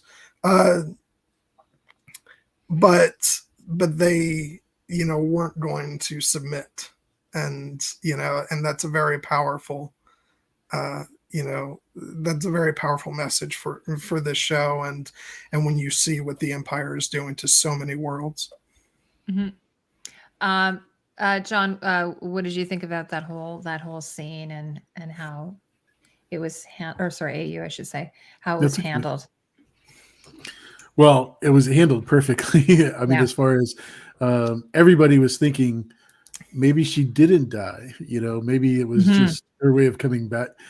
Getting away from the Empire and coming back. But when she loaded this video into B, it's like that's another thing. We've been talking for almost 2 hours, and we haven't even talked about the robot, which is an amazing part of the show. Oh, so true. But yeah, that's Alan Turing. I don't think he's so. He's that also was K2SO in Rogue One. I thought he was credited for the robot in this as well. No. Let's see. But I could be wrong. Never. You could never be wrong. I'm wrong lots of times. I was going to say, while you're looking for that, John, what did you guys think of? Oh, here I've lost her name. Of Bix. What did you think of her character? Her character. Oh my gosh, what she got put through. I was very distressed to see everything that she had to go through. I was excited about her before I even saw the series because I knew the actress from I recognized her. And she was in Good Omens. Oh, Good Omens. That's why. Okay. And she was fantastic in that. And yeah, I thought she did a great job with the performance. I'm hoping she has an easier time of it next season. Yeah, I think I really liked her character and her boyfriend. What a douche that guy was. Oh my God, he was the worst. Yeah. Dave Chapman was the B. And B2 emo, which okay. Yeah, he just made me cry. But speaking of the robot from Rogue One, the robot from Rogue One, another version of the robot, is on that other planet that when Andor gets held up against the wall. It's just like 3POs are 3PO. Everywhere. Yeah, exactly. Okay. But C-3PO was only, yeah. But we still don't know how they end up with him, though. They fake us out, though, because they do fake us out, yeah. We get that money shot with, it's almost like Ursula Andress rising out of the water and Dr. No, and we're like, oh wait, is that him? No, it's just another droid that looks like him. Flying Mermaid wants to know if we think Andor will get Emmy nominations. What do you guys think? Well, if Stellan doesn't do it for everything, then she should do it for the death scene or the funeral march. Either one of those characters could easily get a nomination. Andor has been getting some nominations. I think it got nominated at the Critics' Choice Awards. Oh yeah, I saw that, but not a Golden Globe. Or an Emmy. Yeah. Well, the Emmy nominations haven't come out yet. Yeah. I think I could be wrong, but I think Diego Luna got a Golden Globe nomination. Oh, okay. Okay. It's just that the show didn't, I think. Now, we haven't really talked about casting. What are your thoughts on his character? And it's so easy. We haven't even talked about the poor guy. It's so easy just to take for granted that, because the lead character of any show always has the most thankless job, because it's usually all the characters surrounding the main character are the colorful ones that stand out. But I have to say, Diego Luna just floored me in this. I've always been kind of mixed on him in Rogue One, because I feel like him and a lot of the characters in that movie just don't, we don't really get the chance to sort of sit with them, because it's more about the overall story rather than the individual characters. So I've always been kind of conflicted about how I felt about his performance in Rogue One. But from the very moment we see him in this series, there's just so much going on behind the eyes with him, and he has to be, and for a lot of his portrayal, he has to be actually rather quiet, and so Mhm. it's a lot of nonverbal acting.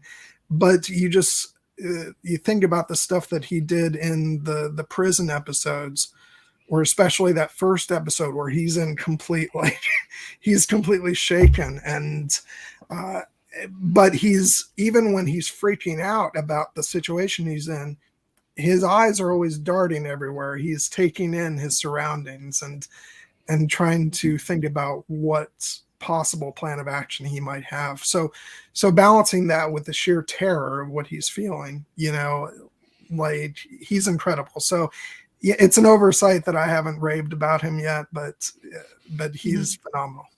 And what about you, John? Or AU, I should say. Yeah, it is amazing that we haven't talked about him that much at all in this live stream, because there's just so many characters that have done such a great job, like I said earlier. But one of the things that I like about him in Rogue One was he had an agenda. He was told what to do, and he was under someone else's command. And his reaction with other characters in Rogue One were different, because they were not his co-workers or co-conspirators, or they weren't on the rebel force. They were people that he was just trying to get them to go to where he wanted to go.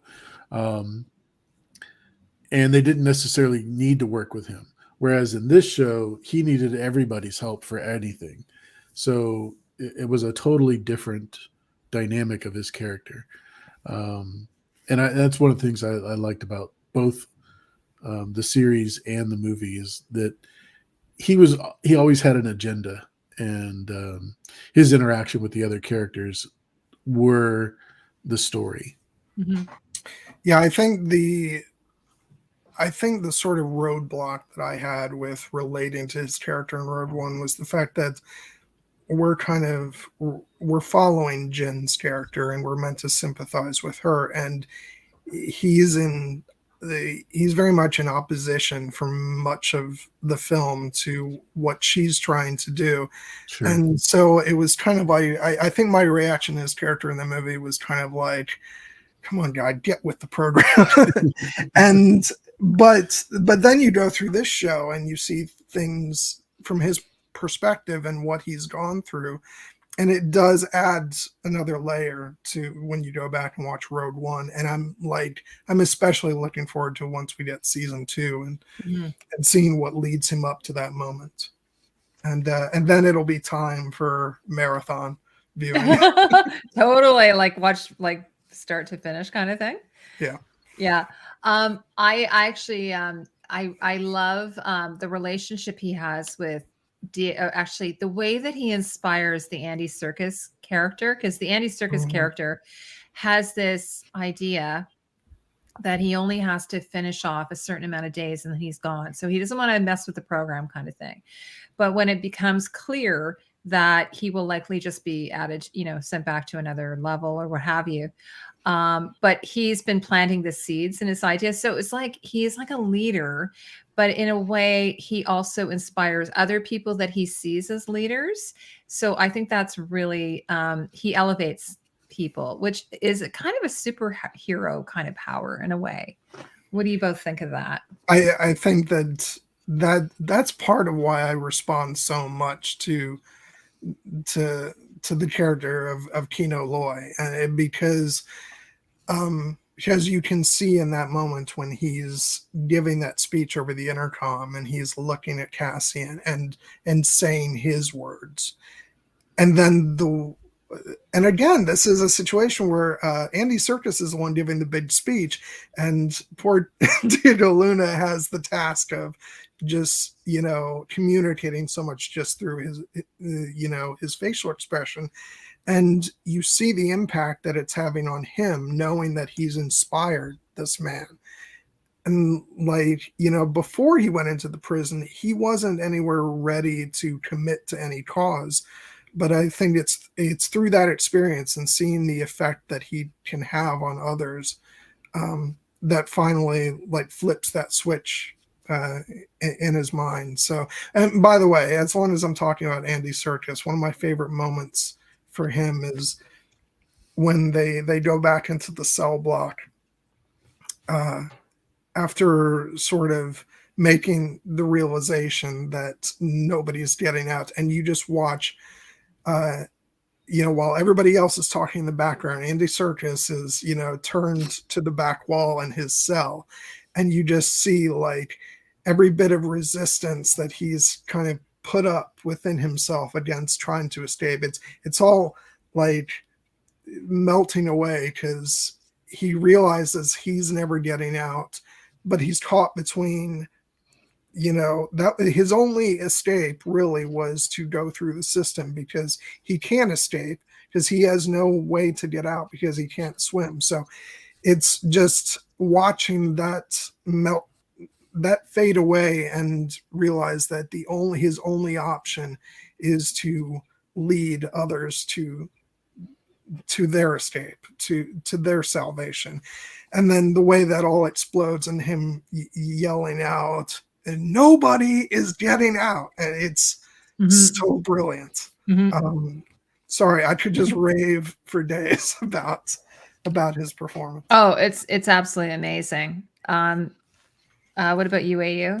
Did you want to talk a bit about how Andor is in the prison, and how he sort of inspires Andy Serkis's character? What's his character's name again? Kino Loy. Kino Loy, yeah. I think we've talked enough about the prison scene. There's so much that goes on. Really, the only part that we haven't talked about was when he finally escapes and then he realizes, I can't swim, and he has to stay.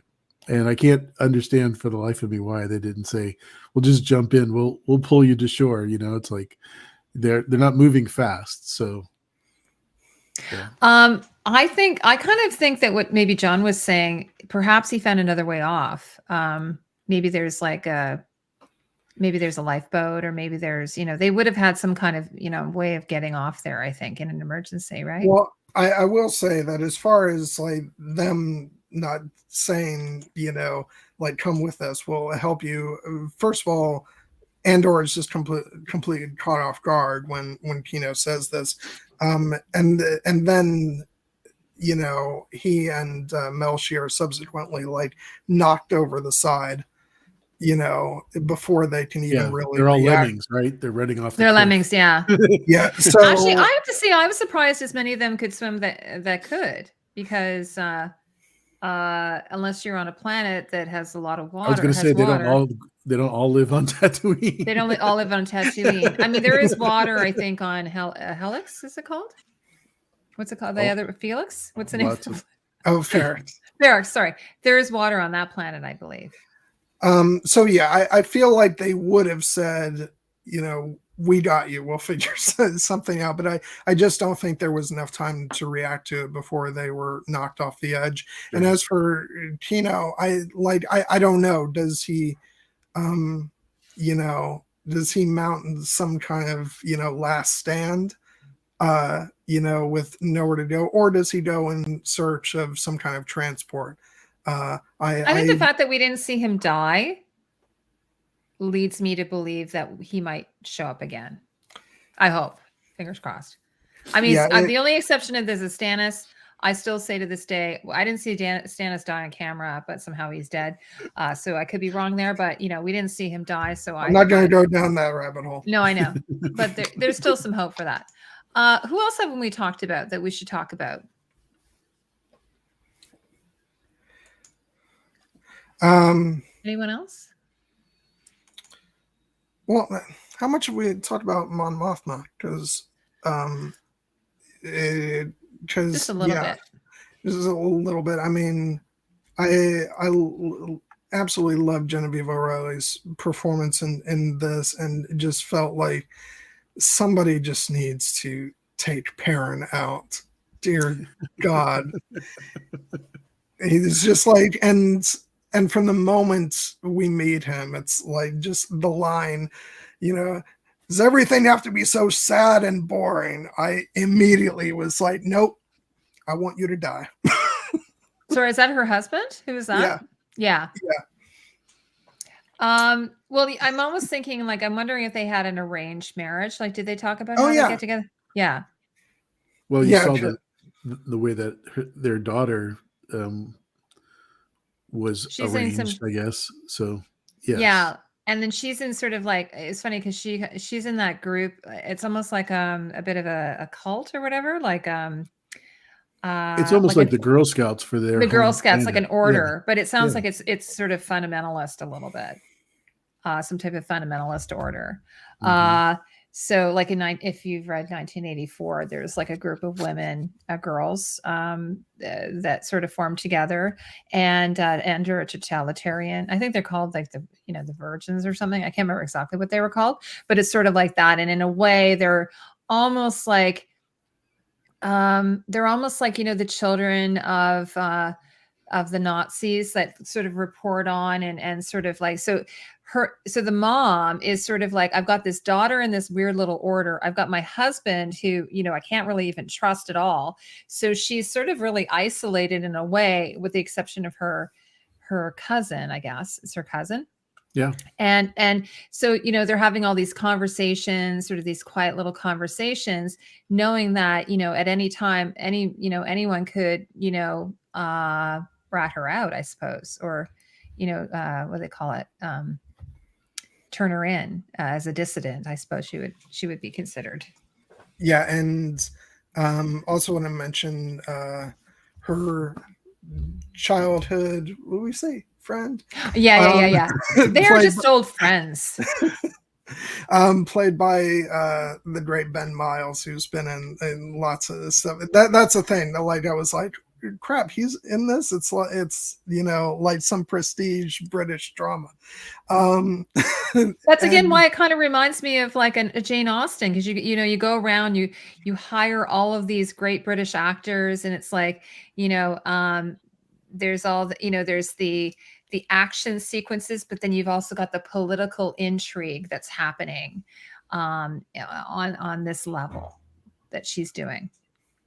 Yeah, and I just love the part where she's, sort of enlisting him, and it's all very clandestine, and they're talking in hushed tones, and she's like, or are my politics too strong for your tastes? And then her husband starts to come over, and she's like, smile.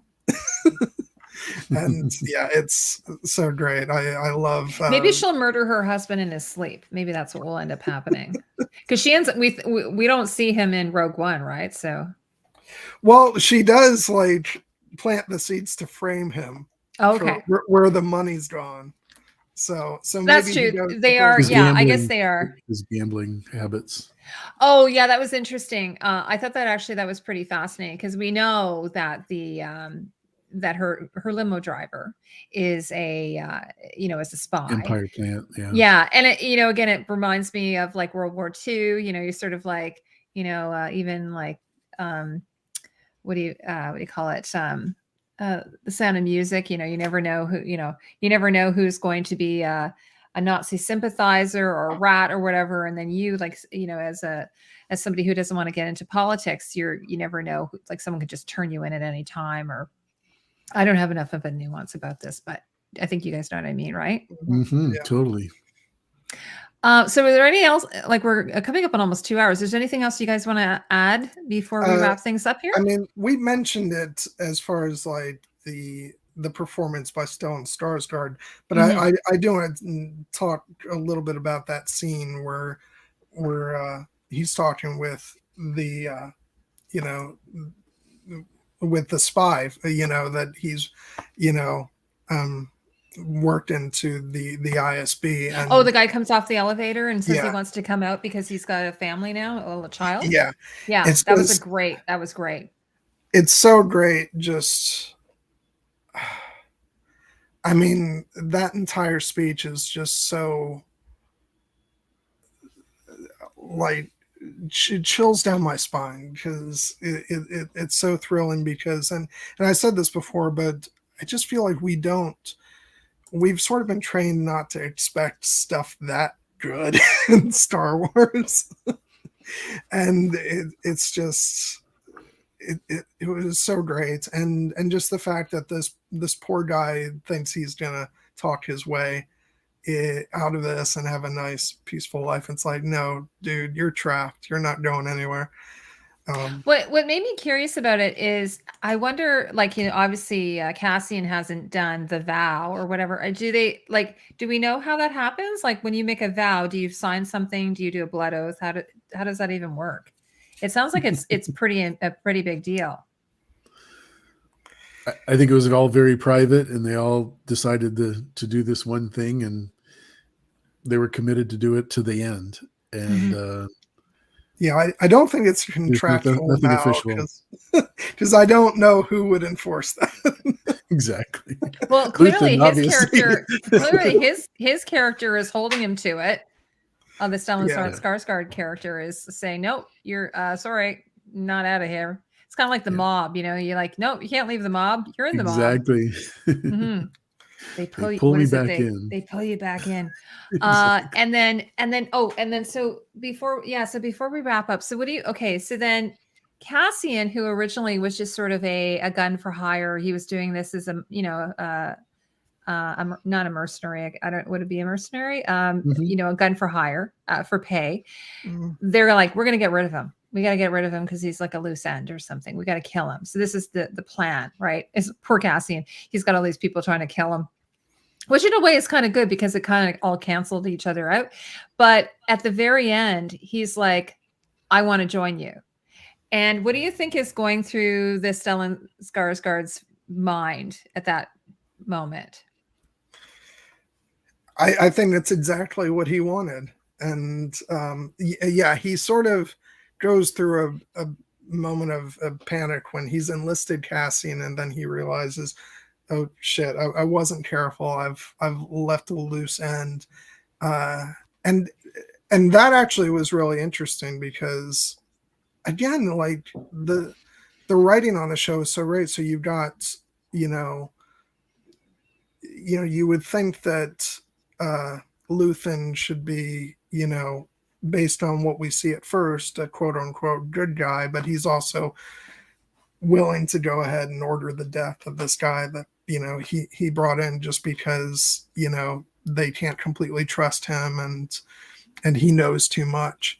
But then come to the end and he's got Cassian actually, swearing allegiance essentially. And so I think that is exactly what he wanted. And I think he's very happy.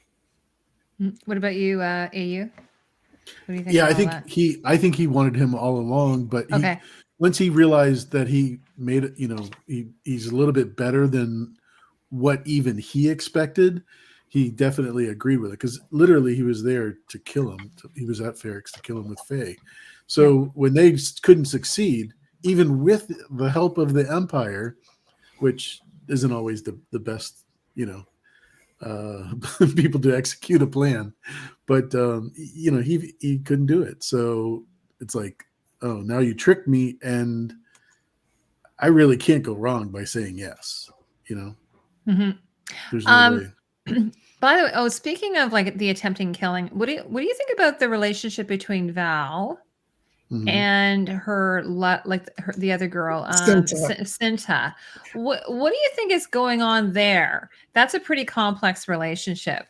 Do I need to describe this as an adult? No, I'm just kidding. Well, it's obviously that, obviously there's there's a love she's a love interest to Val, right? But I kind of get the feeling that Val, it's not a mutual relationship. I think maybe Cinta might kind of go, oh yeah, that's fine and everything. But I think Val actually loves her.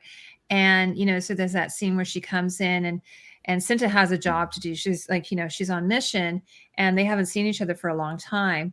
But I got the feeling that Val is upset by the way Cinta just is focused on the job at hand as opposed to their relationship. I think they do. In my mind, they both love each other, but Cinta's priority is on the rebellion. and everything else is secondary to that. Mm-hmm. And so it'll be interesting to see like how they develop, if they sort of move apart because of that, or what. So yeah, that'll be interesting. I will say that I am terrified of Cinta. Yeah. I don't want to be on her bad side. No, she's very, very good. Well, I was going to say that, it's one of those things, like if you become, if you join the the resistance, you really have to, in many ways, you're sacrificing everything for this. Like, even though that the guy, has gotten married, had a baby, and he has a young family, you're almost like can't really expect to have that. You can't expect to have Happily happiness, happily ever after. It's sort of like the cost, and that you could be killed at any time, that kind of thing. So I kind of felt like she was being a little bit unfair to Cinta in some ways, because I know she has feelings for her, but Cinta, is doing her job, and if she wasn't, it could cost the lives of a lot of people. So I kind of thought I kind of think Val is a bit of a dick anyway. I mean, she's not really, in terms of that shocks me that you said that. No, Seriously. But in terms of characters, she's not really a likable character, and that's not a bad thing. Even though she's one of the good guys, she's not truly a likable character. Like, what do you guys think about that? Well, it's funny because I kind of feel the opposite way. Okay.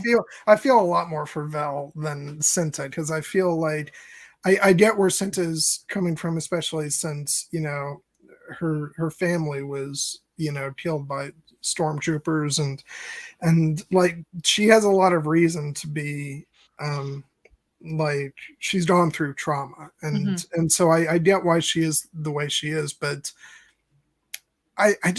I'm not fond of the way that, like, she is instantly like perfectly okay with straight up, killing this guy who worked with them side by side, and and the fact that she is so sort of emotionally closed off. I feel so I don't know. And also there's the fact that I don't know if you guys picked up on this or not, but it's actually quite ambiguous as to whether or not she straight up killed the Imperial officer's family when leaving Aldani. Because they never really show, you're right. They just show her walking outside, and I'm not convinced that she left them alive. Yeah, it's really interesting. I was thinking about this after I watched Andor, or maybe it was during it. This whole thing of like, did Han Solo shoot first, or did Greedo shoot first? And which I always thought, well, I mean, it's like, to me, it's completely obvious, but I always thought that was weird that they would think that doing something offensive would be necessarily not something a hero character could do. And that's what I like about this show, because like, Cassian's just going around killing everybody. And like, oh, sorry, no, that person's got to die. Nope, sorry, that person's got to die. I kind of like that. I'm like, oh yeah, he's no Han Solo. He's, sure. Because you're like, you have to, it's not. He's the anti-hero, right? He's an anti-hero. It's not just like whether the person is a threat; it's whether they're a perceived threat. So in her case, I could see her saying, I have to kill his family because they're not just, they could be a threat, but they're, there's the perceived threat. So they could potentially be a threat. Like they did that in The Last of Us. Like he's like, I got to kill this guy. Like he's, guy's begging for life. I have to, I just have to. And I mean, obviously I would never want to be in that situation, but you kind of, from the character's point of view, you can kind of see why they have to do some of the terrible things that they have to do. I mean, I see with, like, in Cassian's case, I think in both cases, he is protecting himself from what he perceives as pretty immediate harm. Because in the case of the two the two we'll just call them cops because that's basically what they were. Mhm. Like, well, and the one, because the one is dead, but like, the guy is saying, we'll go in together. I'll tell them it was an accident. It's like Yeah. he doesn't believe that for a No, of second. course Of not. course not. And Yeah. and so he has to do that. And then in the case of I don't remember the character's name on After Aldani, the guy who says, we'll split the Oh yeah. winnings. He doesn't believe him either. No.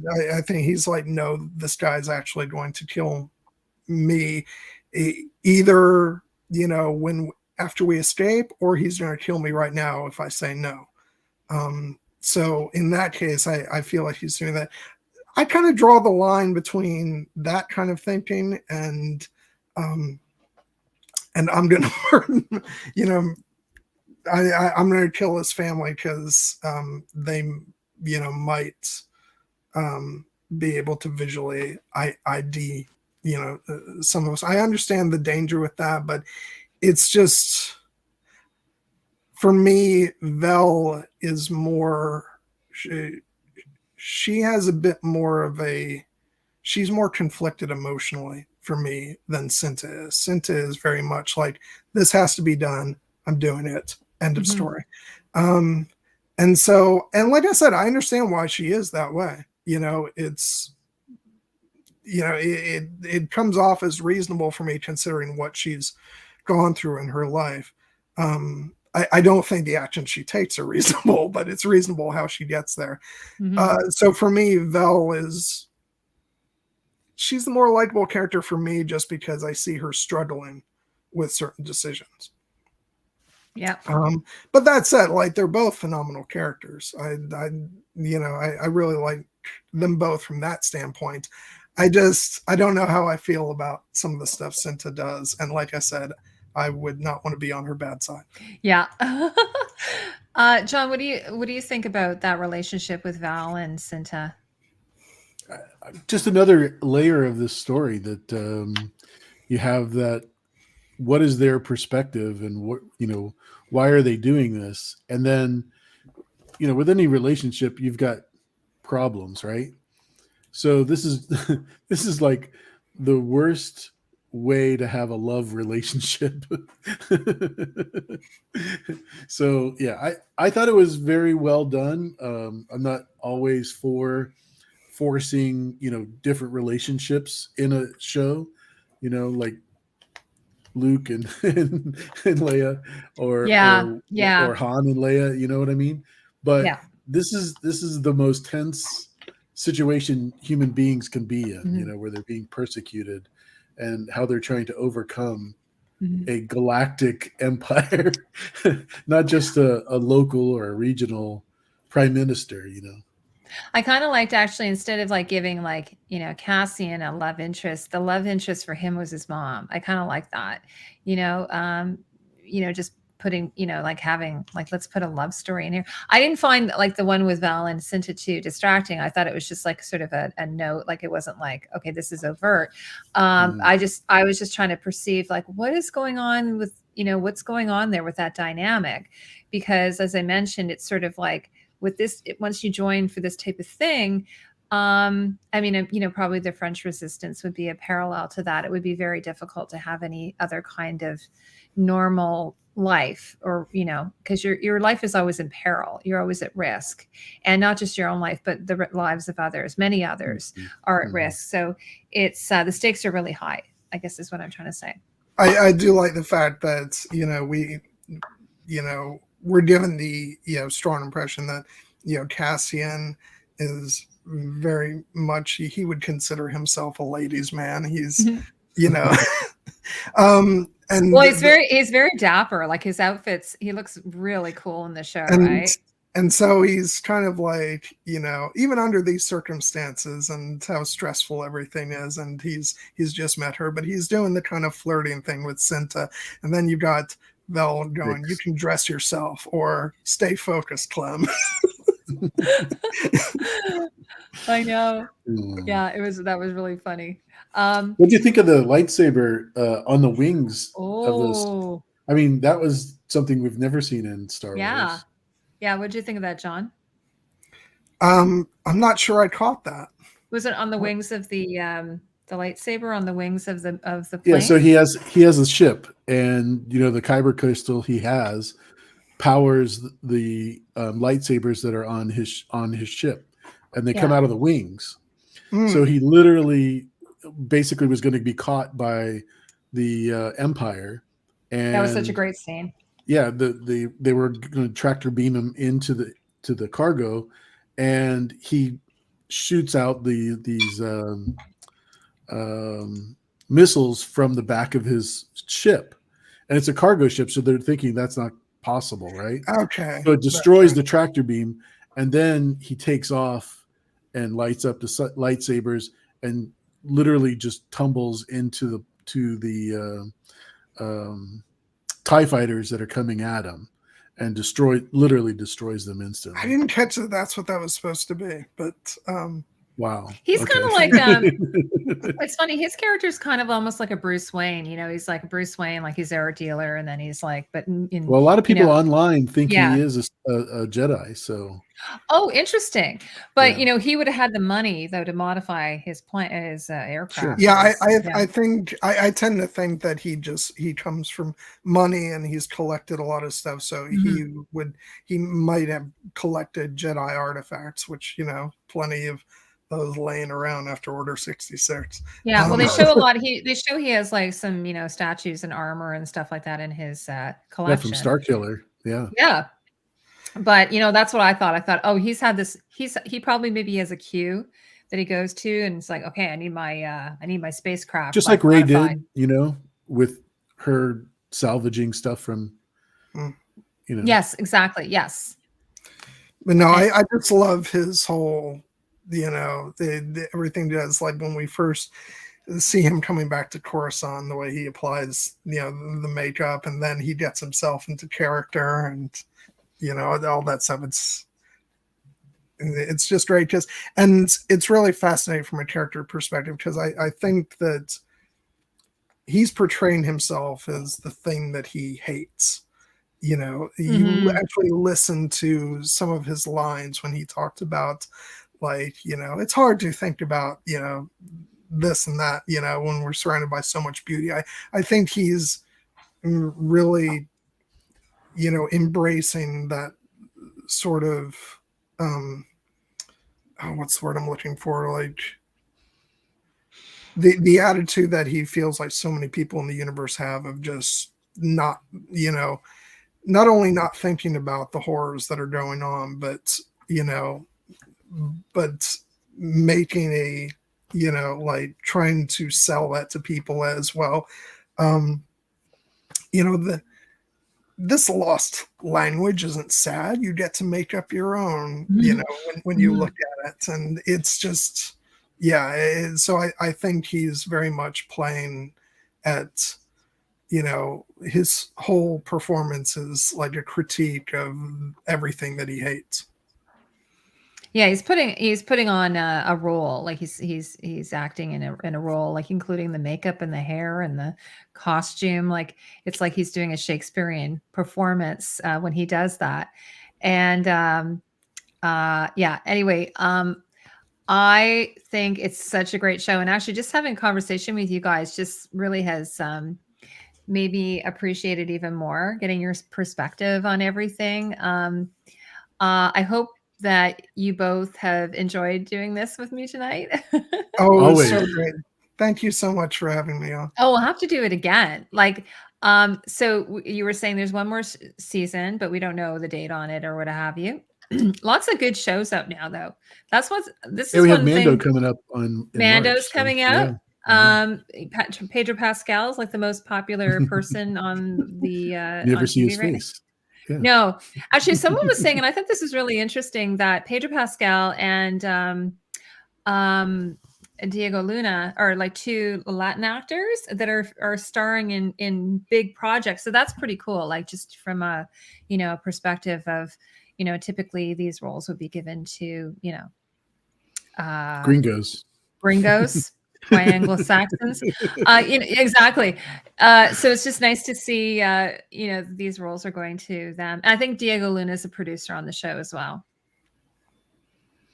Very So true. anyway, do you guys? We will just wrap things up, and I want to thank everyone who's come. Oh, thanks so much, Flying Mermaid. So John, before we go, why don't you just tell everybody where everyone can find you and how they can get a hold of you and all that kind of thing if they want to. Yeah, if you're not tired of me after this conversation, no, this has been awesome. You guys can find me in two places. First of all, because it's the one that I've actually been doing some recent stuff on. It's a channel called Here Be Dragons, which I'm a co-host on with my good brother and sister Stephen and Nessie, and we talk about a whole bunch of geeky. Whole bunch of cool geeky stuff. We're taking tomorrow off, but next Sunday at 6:00 we'll be doing a discussion about the second season of The Legend of Vox Machina. So tune in my for husband's that. watching that show. He really liked it. Yeah, Steven has gotten me into it, and I love it. And then also hop over to my YouTube channel, John Webster Film. It's been quiet over there for a little bit, but I'm hoping to start up again soon. It's mostly discussions with my friends about movies, some TV shows, and also I'd be remiss if I didn't mention the one thing I really hope some of you guys will check out if you've never been over to my channel before. I guess it's about 2 years ago now. Boy, time flies. I had a discussion with a good. Well, I guess I shouldn't call him a friend. I don't know him that well, but I've been friendly with him. His name is Doug Adams. No, not that Doug Adams, but he literally wrote the book on the music of the Lord of the Rings trilogy. He worked a lot with Howard Shore during the making of those movies and the Hobbit films. It was about a 3-hour conversation, and we just got to geek out about the music of Lord of the Rings. So if you're a fan of that type of thing, check that out. I got retweeted by Ian McKellen when we did that. Oh my God, that is so cool. So I always like to brag about that because that was pretty cool. But yeah, so check me out there, and please follow me on Twitter too. John, I just want to ask you, when you say there be dragons, do you do it like there be dragons? Do you do it like a pirate? There be dragons. We do not, but but I may have to bring that up as a suggestion. I'm gonna maybe just once, and you can wear eye patches and stuff. Like, I just watched this pirate movie. That's what I was sort of thinking. I was telling my husband that I'm like, John's channel's called There Be Dragons. So him and I were going, There Be Dragons. My husband was we're both doing pirate in our kitchen. So next time I'll record it so you can hear it. Now, okay, so before we go, this has been so much fun. AU, do you want to tell everybody about yourself? And by the way, before we finish up, we have to do this again. I'd love to get back together with the both of you. This has just been so much fun. Yeah, absolutely. Anytime. I skipped church just to be here. I know you did. You're going to go tomorrow, though, right? Maybe I can bit by bit wear you down, and we can do a discussion of the 2005 Pride and Prejudice. Oh, I would love to. Okay, let's do it. Okay, sorry, go ahead, AU. No, I was just going to say thank you very much for having me on. Thank you very much for the people that were all commenting and visited us. And if you watch this later, make sure you hit the like button. Thank you very much. Subscribe to Costume Code because she does a great job in all of her videos. And I've put links for AU in the chat as well in the description. I should say, like, your Twitter's there. And John, actually, AU has his own web channel or his own YouTube channel. And you should do this again, AU. Remember he did a series where he interviewed a bunch of other creators. Remember you did that? Did you do like one a day or something? Yeah, we did it for 30 days twice. That was so awesome. Once at the beginning of season 8. So maybe at the beginning of season 2 for HOTD. We'll get it done. But yeah, everybody from all over the world just was able to invite them and spend about an hour and a half, and had a lot of great channels and enjoyed it. I got to be one of those. That was really, really fun. Well, you're always the number one. You're my number one too. Yeah, and and John Webster, I'm assuming you are watching House of the Dragon. I am. Oh, okay, and Lord of the Rings, the TV show. Oh yeah. Okay, great. Okay, there's been, we were saying this. I don't know if it was Tony Teflon and I were talking about it, but we were saying like it's been such a great time for fantasy, for science fiction. We've been really, really lucky. A lot of such great shows coming out, even if some people in the fandom get a little bit, Been out of shape. bent out of shape. I actually had, I think this 2022 was such a great year that we've had. I've actually, I love our community, but I do tend to disengage a bit once like a new season starts, because all that noise just kind of serves to, it's too much of a distraction. So I just like to immerse myself in whatever I'm watching. I will say that I was so grateful for the, for all the stuff we had last year, because again, not the greatest year in the world for me. And I feel like, it was no accident that I was bombarded with all this stuff that I love. And especially with the Lord of the Rings show, because there's something so rejuvenating about Tolkien's stories, and so for me that came at just the perfect time. Yeah, I agree. And I want to go back and rewatch that whole show, because I really actually, this is probably a little bit won't go down well so much maybe with some people, but my husband said he actually preferred the Lord of the Rings series over the House of the Dragon. And I'm like, you know what? Like, I kind of am maybe a bit with you on that. Your husband. I know, yeah. His taste. He just enjoyed it more. I mean, House of the Dragon is very heavy, right? It's very, there's a lot of violence, and I think maybe sometimes you just don't want to have that. I don't know. It's just his own feeling. Yeah, I enjoyed both, but Rings of Power was definitely the show that I needed right then. So, like, I have actually been wanting to go back and rewatch season 1 of House of the Dragon, because I enjoyed it immensely, but I was also extremely distracted, and not in a great way. So I feel like I want to go back and absorb that with a clearer head. But I do know that Rings of Power was just the word I always go back to is very healing. So that's a really nice way of putting it. I think it is worth to go back, because I actually really agree with what you say, John, because during the season, it's very stressful. Like, even for me, like, I don't tend to be like most creators. A lot of creators will watch a show and then they'll, immediately hop on YouTube and they'll do reaction, and, they have everything nowadays has to be like immediate. I tend to be like, when I did my Game of Thrones reviews, the seasons had already been out. Many of the seasons had already been out, and I was able to kind of go back and leisurely watch it and go, okay, this is sort of what I'm seeing is happening here. And so it's very hard for me to just talk about a show that has only had one episode out. I can't see the development of the costumes until, like, we have that's why Andor was so great. I was able to watch the whole thing, and I'm like, okay, like, I kind of get it all. It's a one big package. And then now I'm saying I might do a standalone video on it, because I think now that I've absorbed it, I've taken a bit of time away from it, I can now go back in. So with House of the Dragon, I was actually having a real struggle doing, weekly videos on it. We were doing weekly live streams. I found it so stressful. And I realized, because I don't think that's my style and what works well for me. So I have to sort of sometimes ignore, like, what are these bigger YouTubers doing? I have to say, you know what, that's what they do, but I don't necessarily want to do it in that way.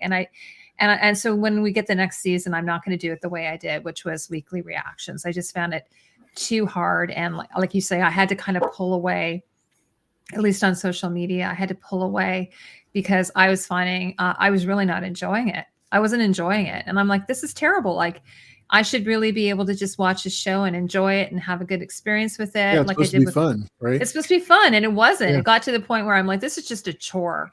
I think I was having a conversation one time with one of my friends, and and they said, it's kind of like, the way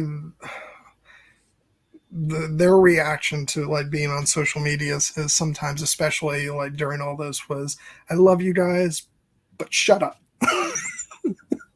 And that's kind of like, I can definitely appreciate that, because just, sometimes it's just too much. I do miss the days when, I love being in, like, connecting with all my friends, but I do kind of miss the days when a TV, like if I was watching a TV show, it was more about my personal connection, watching something rather than watching something and then hopping online and seeing what everybody else thought about it. And then me going, well, maybe I'm changing my mind about this now. It's like, it's for me, it's just a better overall experience if I'm allowing myself to have a reaction to something and then sit with that just for myself. Mm-hmm. So, but I mean, some people have talked about this, just even, I think it was David I was talking to, just when they, like a show, for instance, they dump it all on at once, like, rather than do it weekly. It's Netflix all dumped, and then everyone's talking about it online, and you're like, oh my god, you feel panic because you're like, I'm going to see a spoiler, and it's just, so the way things are done now makes things a lot more stressful for us as viewers, I find. And also, I know a lot of the big YouTubers, they get access to maybe 6 episodes of a show, and they drive me, but I kind of hate them, because then what they do, the show is just aired, and you're already seeing their reaction to it. And I'm like, F you, man.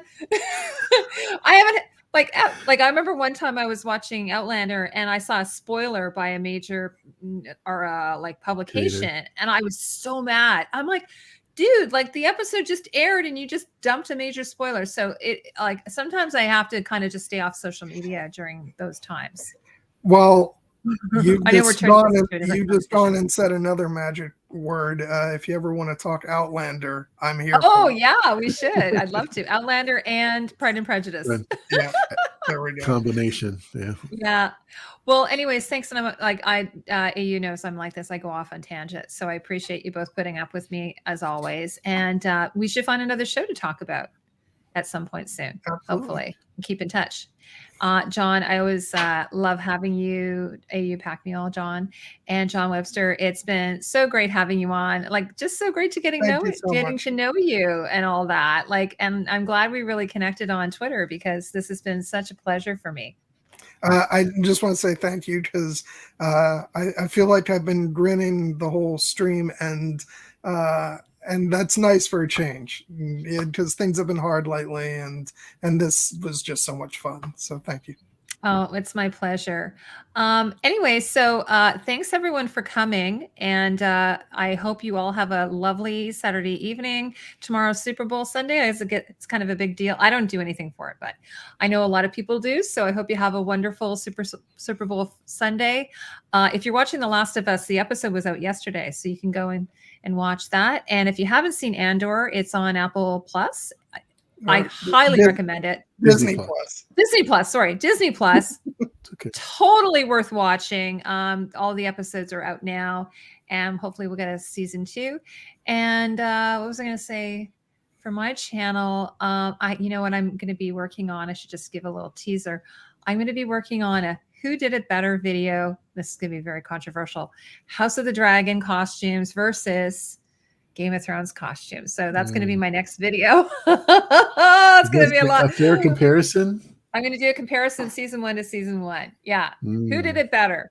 So I don't know what the answer is yet, because I created a criteria. So I'm going to try not let my biases get in the way. But so I don't even know who the winner will be on that one. I thought you were about to say House of the Dragon or Rings of Power. And I was going to be like, I'm going to make some enemies here. Well, I actually, I did a video on it, not the full season, but I did a video on it. You wouldn't believe the comments I got. It was awful. Oh. So someone asked me, would you be willing to do a Lord of the Rings analysis? And I said, you know, to be honest with you, I really don't want to go there because I love Kate Hawley. She's one of my favorite designers, the designer of the show. And they both have been nominated for for Costume Designer Guild Awards. So we'll see what happens. But what really saddened me was that Andor wasn't nominated under fantasy sci-fi.